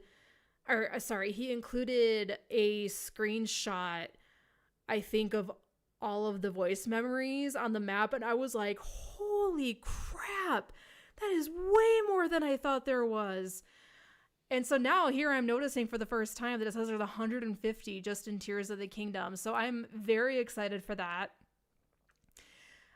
Like I mentioned earlier, I'm really hoping that these voice memories are going to be actual quality recordings that add to the story and fill in gaps and give us some more lore. Because if it's not going to do those things, then what was the point? When you visit certain places, you can hear voice memories. My study. I found a silent princess in a corner of this desolate room. How many years? These are stories that weren't in the original Excuse me, you're interrupting her. Rude. games. Voice memories can be located using navigation. I say as I had to apologize earlier for talking over the video. Your destination is nearby. The dueling peaks. I shudder to think of what would have happened if Link hadn't led everyone here. I hope it's like Ted from Zelda, Ted from Route 130 from Koga. Seriously, I'm so excited. I just hate that. I don't think he has any real voice lines in either Breath of the Wild or Tears of the Kingdom. And it's such a huge shame because the guy who does the voice acting in Age of Calamity is so good. Like, he's just the perfect embodiment of Koga, and I hate that they just gave him nothing to work with in the mainstream games. Mainstream? Whatever. Plus, in The Legend of Zelda Tears of the Kingdom, you won't just hear stories from Princess Zelda. This altar is considered the most holy place in the temple. You can look forward to hearing stories from 2 other characters as well. Is this the afterlife? He thought he was dead. In The Legend of Zelda Tears of the Kingdom, you can freely create your own vehicles and weapons. Auto-build sharing can only be used in The Legend of Zelda Tears of the Kingdom Nintendo Switch 2 edition. It says on the bottom of the screen in case you can't see it or you're not watching and you're just listening. But have you ever wanted to share your creations?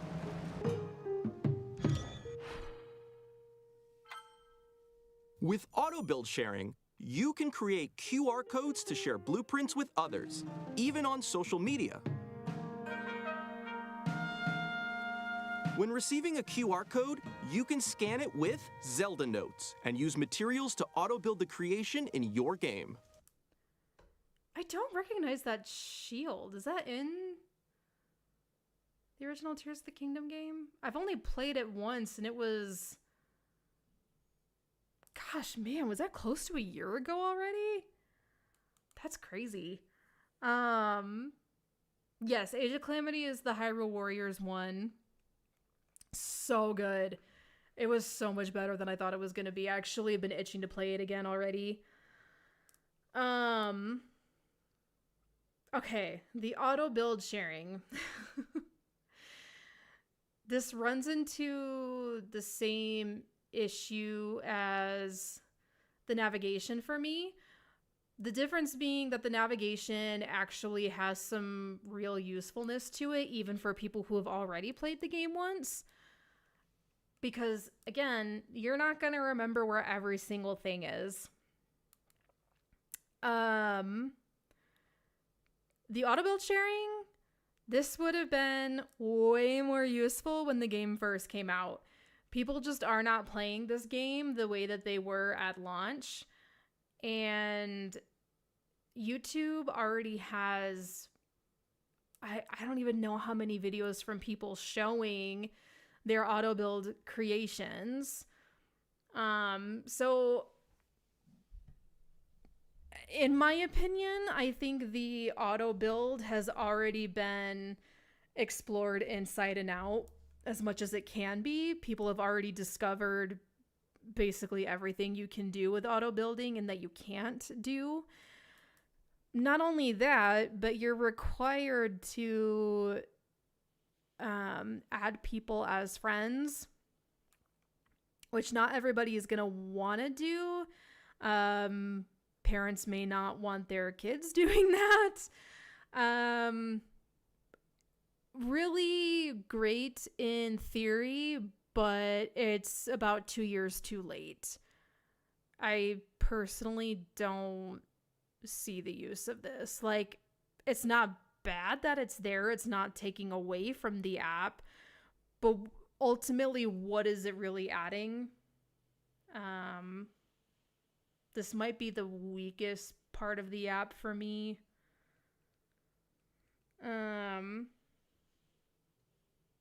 Yeah, I think did I 100% Age of Calamity? If I didn't, I'm sure I came pretty close. But it was so fun, though. That's a great game.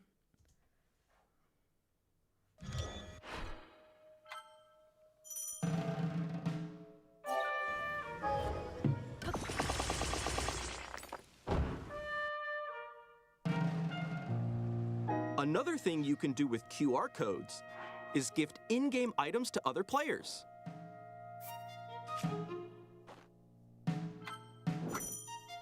For example, when gifting a sword or some meat, you can create a QR code. Then another player can receive it in their game via Zelda Notes.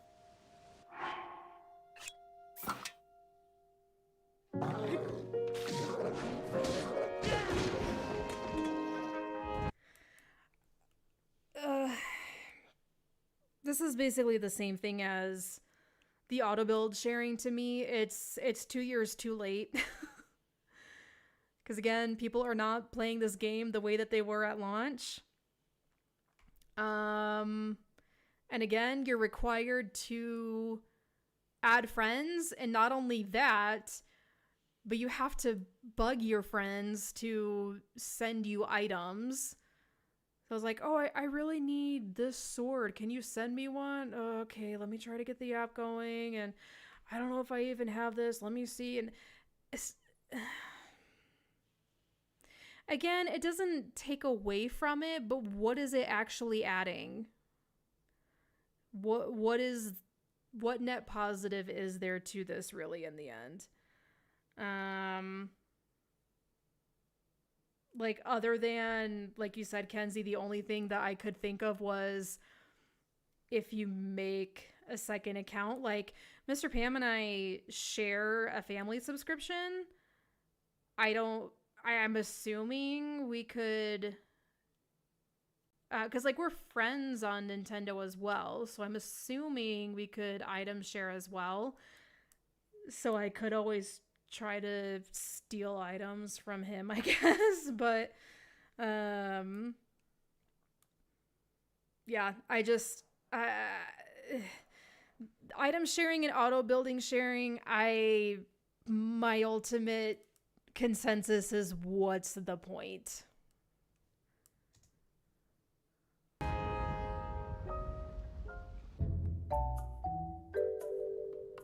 With Photo Studio, you can edit photos taken in-game.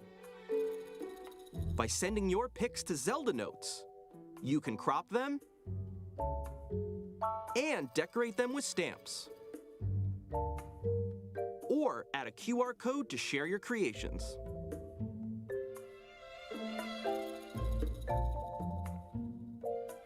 My Play Data keeps track of... Okay, the photo editing, I think, is a really cool concept, and it's something that I know players have been wanting for a long time, especially because the in-game camera has a lot to be desired. So I'm excited that you can send your photos to your app, especially because it is such a pain trying to get photos and videos off of your Nintendo Switch onto another system. It's painful now. Like, now that you can't post things directly to Twitter anymore, it's just such a pain. So I think that will be helpful. But I'm also like,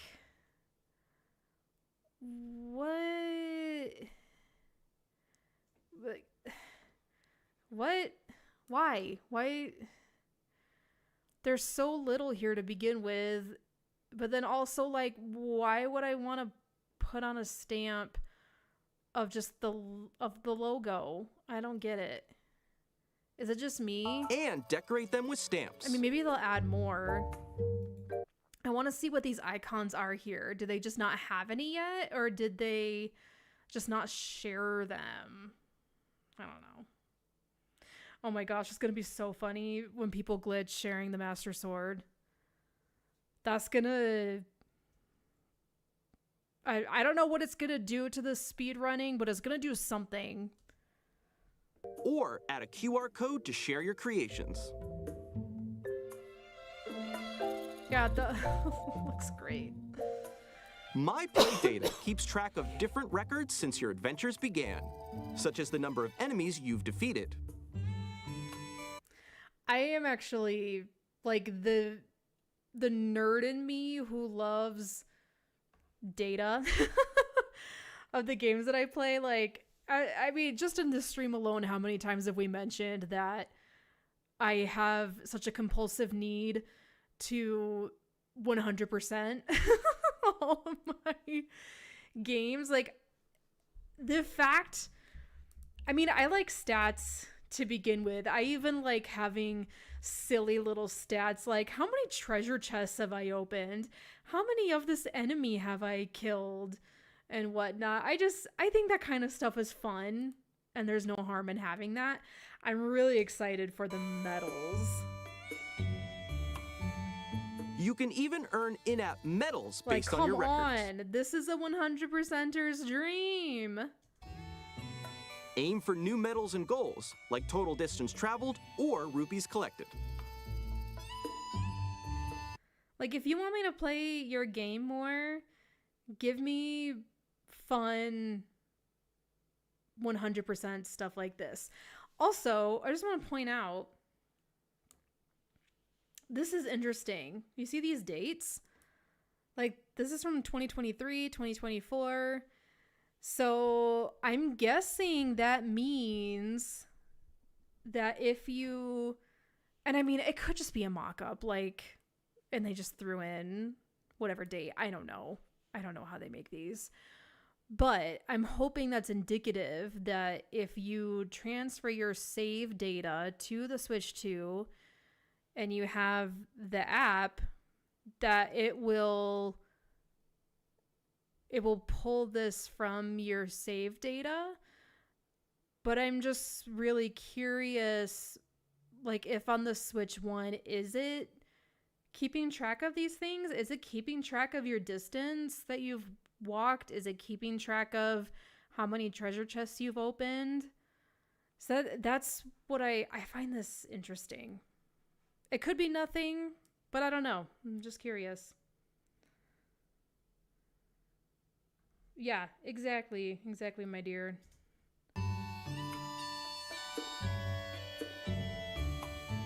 With global play data, you can see where your records rank within the global community.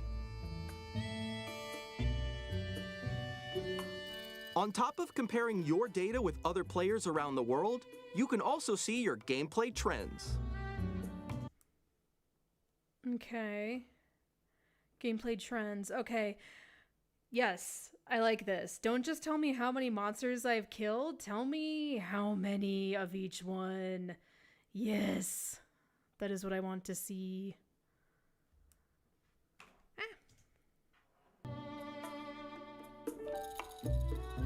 Once per day, you can spin for a daily bonus. You'll be granted whichever in-game effect it lands on for the day, so give it a try. Good luck.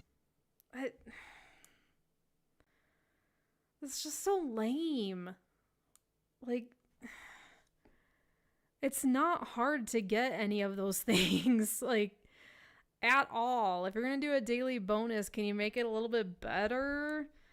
I mean, I always like the idea of a daily bonus. It seems like that's a very mobile game thing to do. So I'm a little surprised that they're adding that in just for that fact, because it's not a mobile game.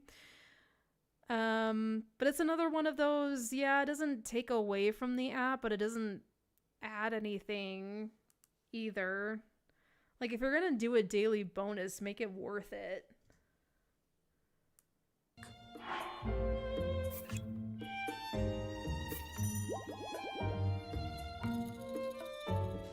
Compatible amiibo accessories can be used to receive in-game items. Zelda Notes keeps track of each amiibo you scan. When you scan an amiibo 5 times, you'll get an additional bonus use of that amiibo that you could normally only scan once per day. See, that I like. Especially because if you weren't here earlier in the stream when I mentioned that I just these last few weeks finished my collection of all of the Zelda themed amiibos. It's like from the actual Zelda series and then the Super Smash ones too. Because I like that you can get extra goodies in your games and like armor and stuff. That would be super helpful when I'm scanning those. And even just when I'm scanning ones to get extra ingredients and stuff, that is actually something that is helpful, I think, with the amiibo.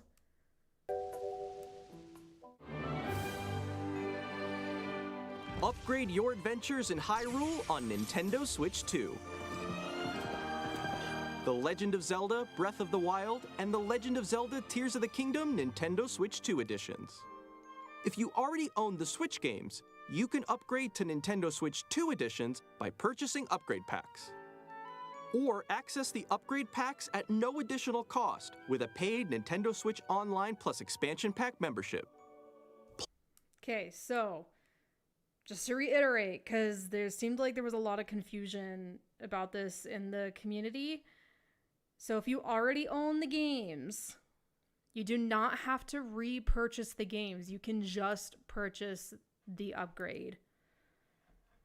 Or if you have the Nintendo Switch Online, you can just get it for free.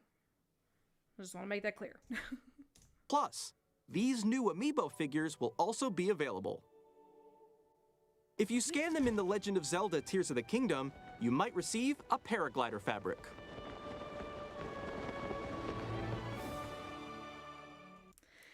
Yeah, so new amiibo. They didn't show it in this one, but they actually have one for Minoru coming out as well. But only the 4 Sages are coming out at launch. The Minoru one is coming later at some point. Which if you didn't know, yeah, they're selling them for freaking $30 each. And I don't know what possessed them to do that, but they did. So I already told Mr. Pam, I was like, I'm not paying $30 for those. Especially when you consider the amiibo that I just got that are like out of print, hard to get amiibos. I didn't even spend $30 on those. So y'all got me messed up if you think I'm spending $30 per amiibo.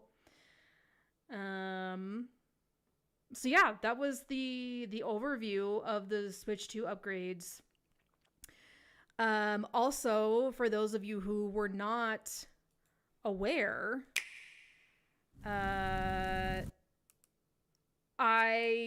when I was watching the Nintendo Direct, almost lost my mind when they announced this. So we gotta watch this too. Whoop.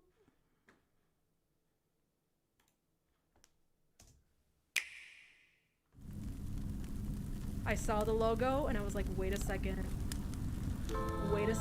And then I saw this and I was like, you've gotta be kidding me. Who descended from the heavens, joined hands with the Hylians who dwelled on the surface. Their union led to a great and prosperous kingdom.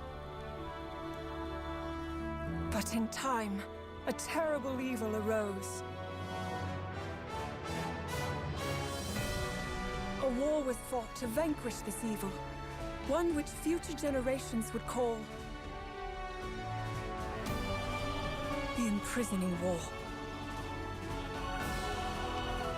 Perhaps you truly have traveled back in time.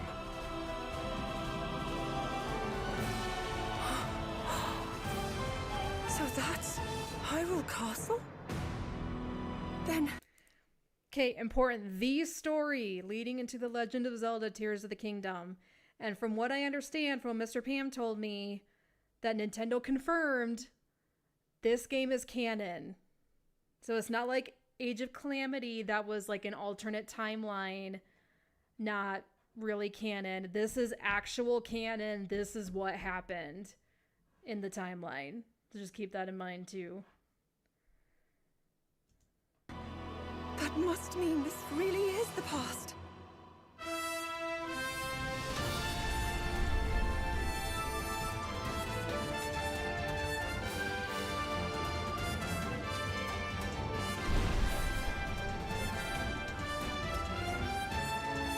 She's in the depths.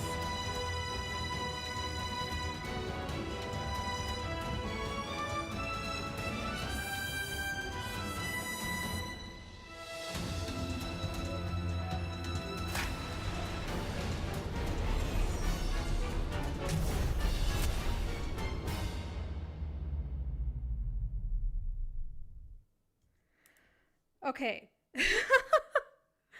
There's a lot to unpack in this trailer. I feel like I would have to go through like frame by frame, and I'm not going to do that because we'll be here for like 3 hours, even though this video is not even 2 minutes long. But Minoru is in the depths. And maybe I just didn't... Maybe I misunderstood something when I was playing Tears of the Kingdom, or maybe they just were that bad at telling their story. But my understanding was like, I thought the depths weren't a thing yet. Or like they, either that or they were, but nobody had access to them. I guess I don't understand where the depths came from. Is that it? Yeah, that was it. Oh, coming this winter. Yeah. I forgot about that. So I'm guessing it'll be out in time for Christmas. I'm hoping. I am so freaking excited.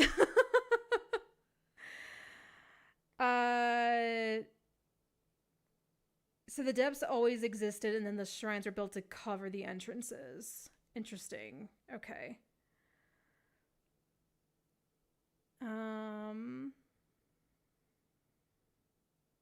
Oh, that's true. They did have mines down there.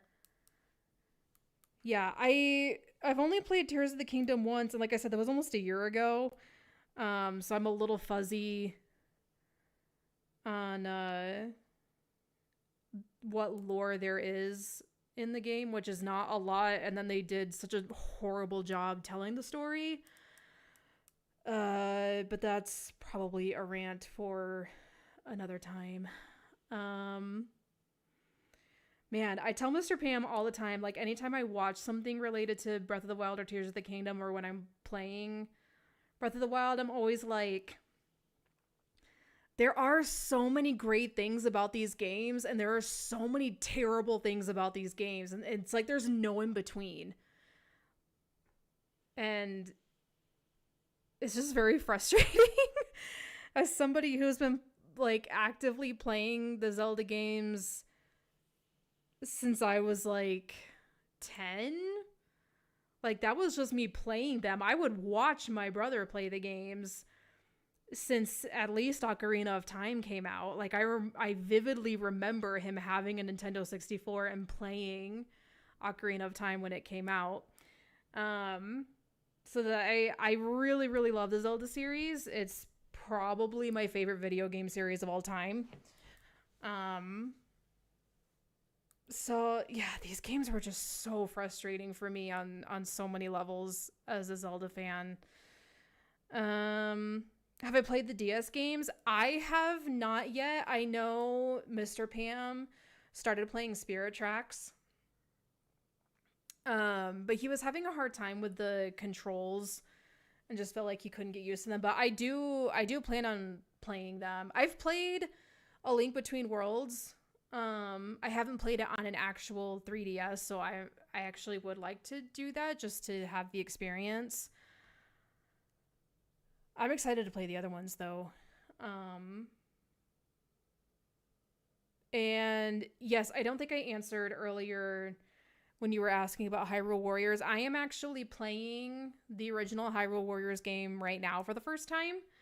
The controls the pain. I'm really excited to play Spirit Tracks in particular, just because it's such a different concept for a Zelda game. And it's also, I don't, well, I guess in a way it's like a direct sequel to Wind Waker. But even if it's not, at the very least, it's like a spiritual successor. And Wind Waker Zelda is best Zelda. If you disagree, you're wrong, and I am so sorry about that. But I don't make the rules. It's just a fact that Wind Waker Zelda is best Zelda. So I'm excited just in that respect too. So you guys will have to let me know if you want me to stream any of the Hyrule Warriors. It's I think Age of Calamity does a better job balancing gameplay with story. Hyrule Warriors is very gameplay heavy with the hack and slash, which I'm not normally into, but I'm willing to do it because it's Zelda and Zelda's the best. Wind Waker Zelda is the best, like the actual character Zelda. That is her best reincarnation. She's funny, she's sassy, she's bossy, but she's also sensitive and empathetic. She's such a well-rounded character. I love her. She's so awesome. And she does that little wink, that cute little wink. I love her. I love Little Toon Zelda. She's so cute. Like actual game wise, I don't think it's like the best one, but I think it's a lot better than people gave it credit for, especially the HD version. I'll have to, yeah, also for those of you who had not heard, they are finally adding the GameCube to the Nintendo Switch Online, and the original Wind Waker's gonna be part of the launch, which is really exciting. I am very much hoping that they will add the GameCube Animal Crossing. That would just, I can't even put into words how exciting that would be for me as somebody who really loves Animal Crossing now and have been trying to play at least all of the main games. That would just, that would be the coolest thing ever. And I do appreciate that Nintendo confirmed that just because they're including the original Wind Waker with the GameCube emulation doesn't mean that they're not gonna give us the HD port for Wind Waker and for Twilight Princess. I really, really thought that they were going to announce those two ports in the Nintendo Direct. I was pretty surprised that they didn't. But I will say that my prediction was otherwise spot on with what they were going to do with the Zelda series in the interim before the next new game. I had watched a video from Triforce Times, and I had commented on that video, I think just like a couple days before the Direct, and I had said that what I thought they were going to do was either release the ports for Wind Waker and Twilight Princess HD, or they might do another Hyrule Warriors game, or some other spinoff. And I was freaking right, dude. That Nintendo Direct, a couple days later, they showed the trailer for Hyrule Warriors, and I was like, I nailed it. I'm so smart. I'm so stoked for the new Hyrule Warriors. If it's as good as the Age of Calamity was, like at least as good as that game, this is going to be such a banger, and I am so excited to play it. I am curious if they're going to do any DLC with it. Because I think Age of Calamity had DLC. I can't remember now off the top of my head. If they did, I definitely got it. But this is so exciting. I'm so thrilled that they're doing another Hyrule Warriors. So, and I'm even more intrigued that it's supposed to be canon. I really hope that this will, you know, like with the voice memories, I hope that this will help flesh out the lore and fill in gaps. I mean, you have that shot somewhere in here that they're standing with the rest of the sages.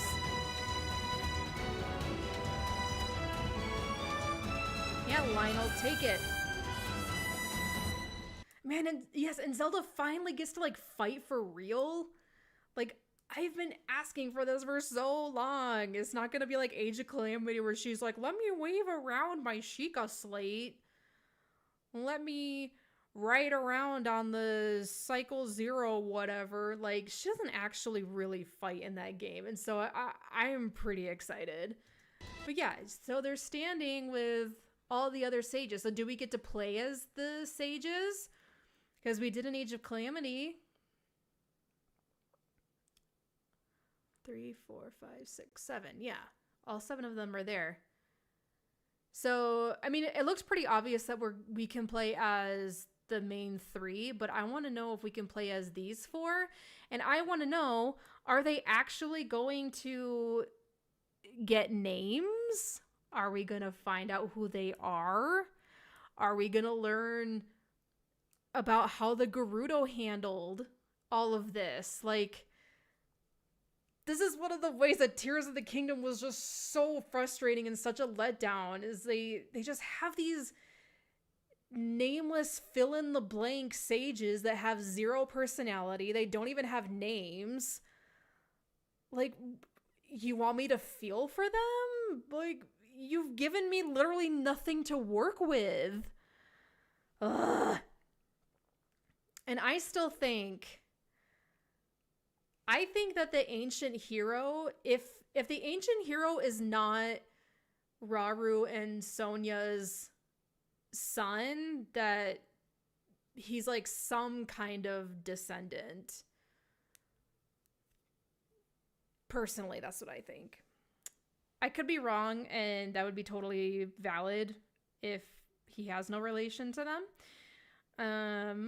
Zonai Link. Well, I mean, yeah, that's the ancient hero. He is Zonai Link, basically.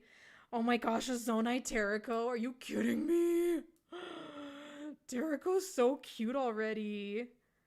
I wonder what he would look like. Oh my gosh.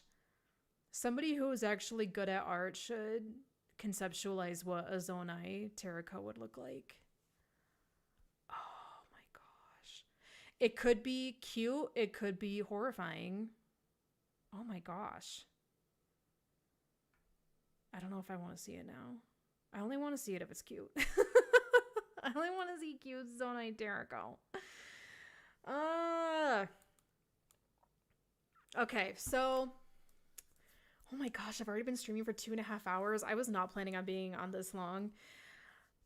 My hope is that once I get my Switch 2, I think it's mine that I have to actually go pick it up on launch day, but Mr. Pam's is supposed to be delivered to the house. I ended up having to get them from 2 different places. It's a whole thing.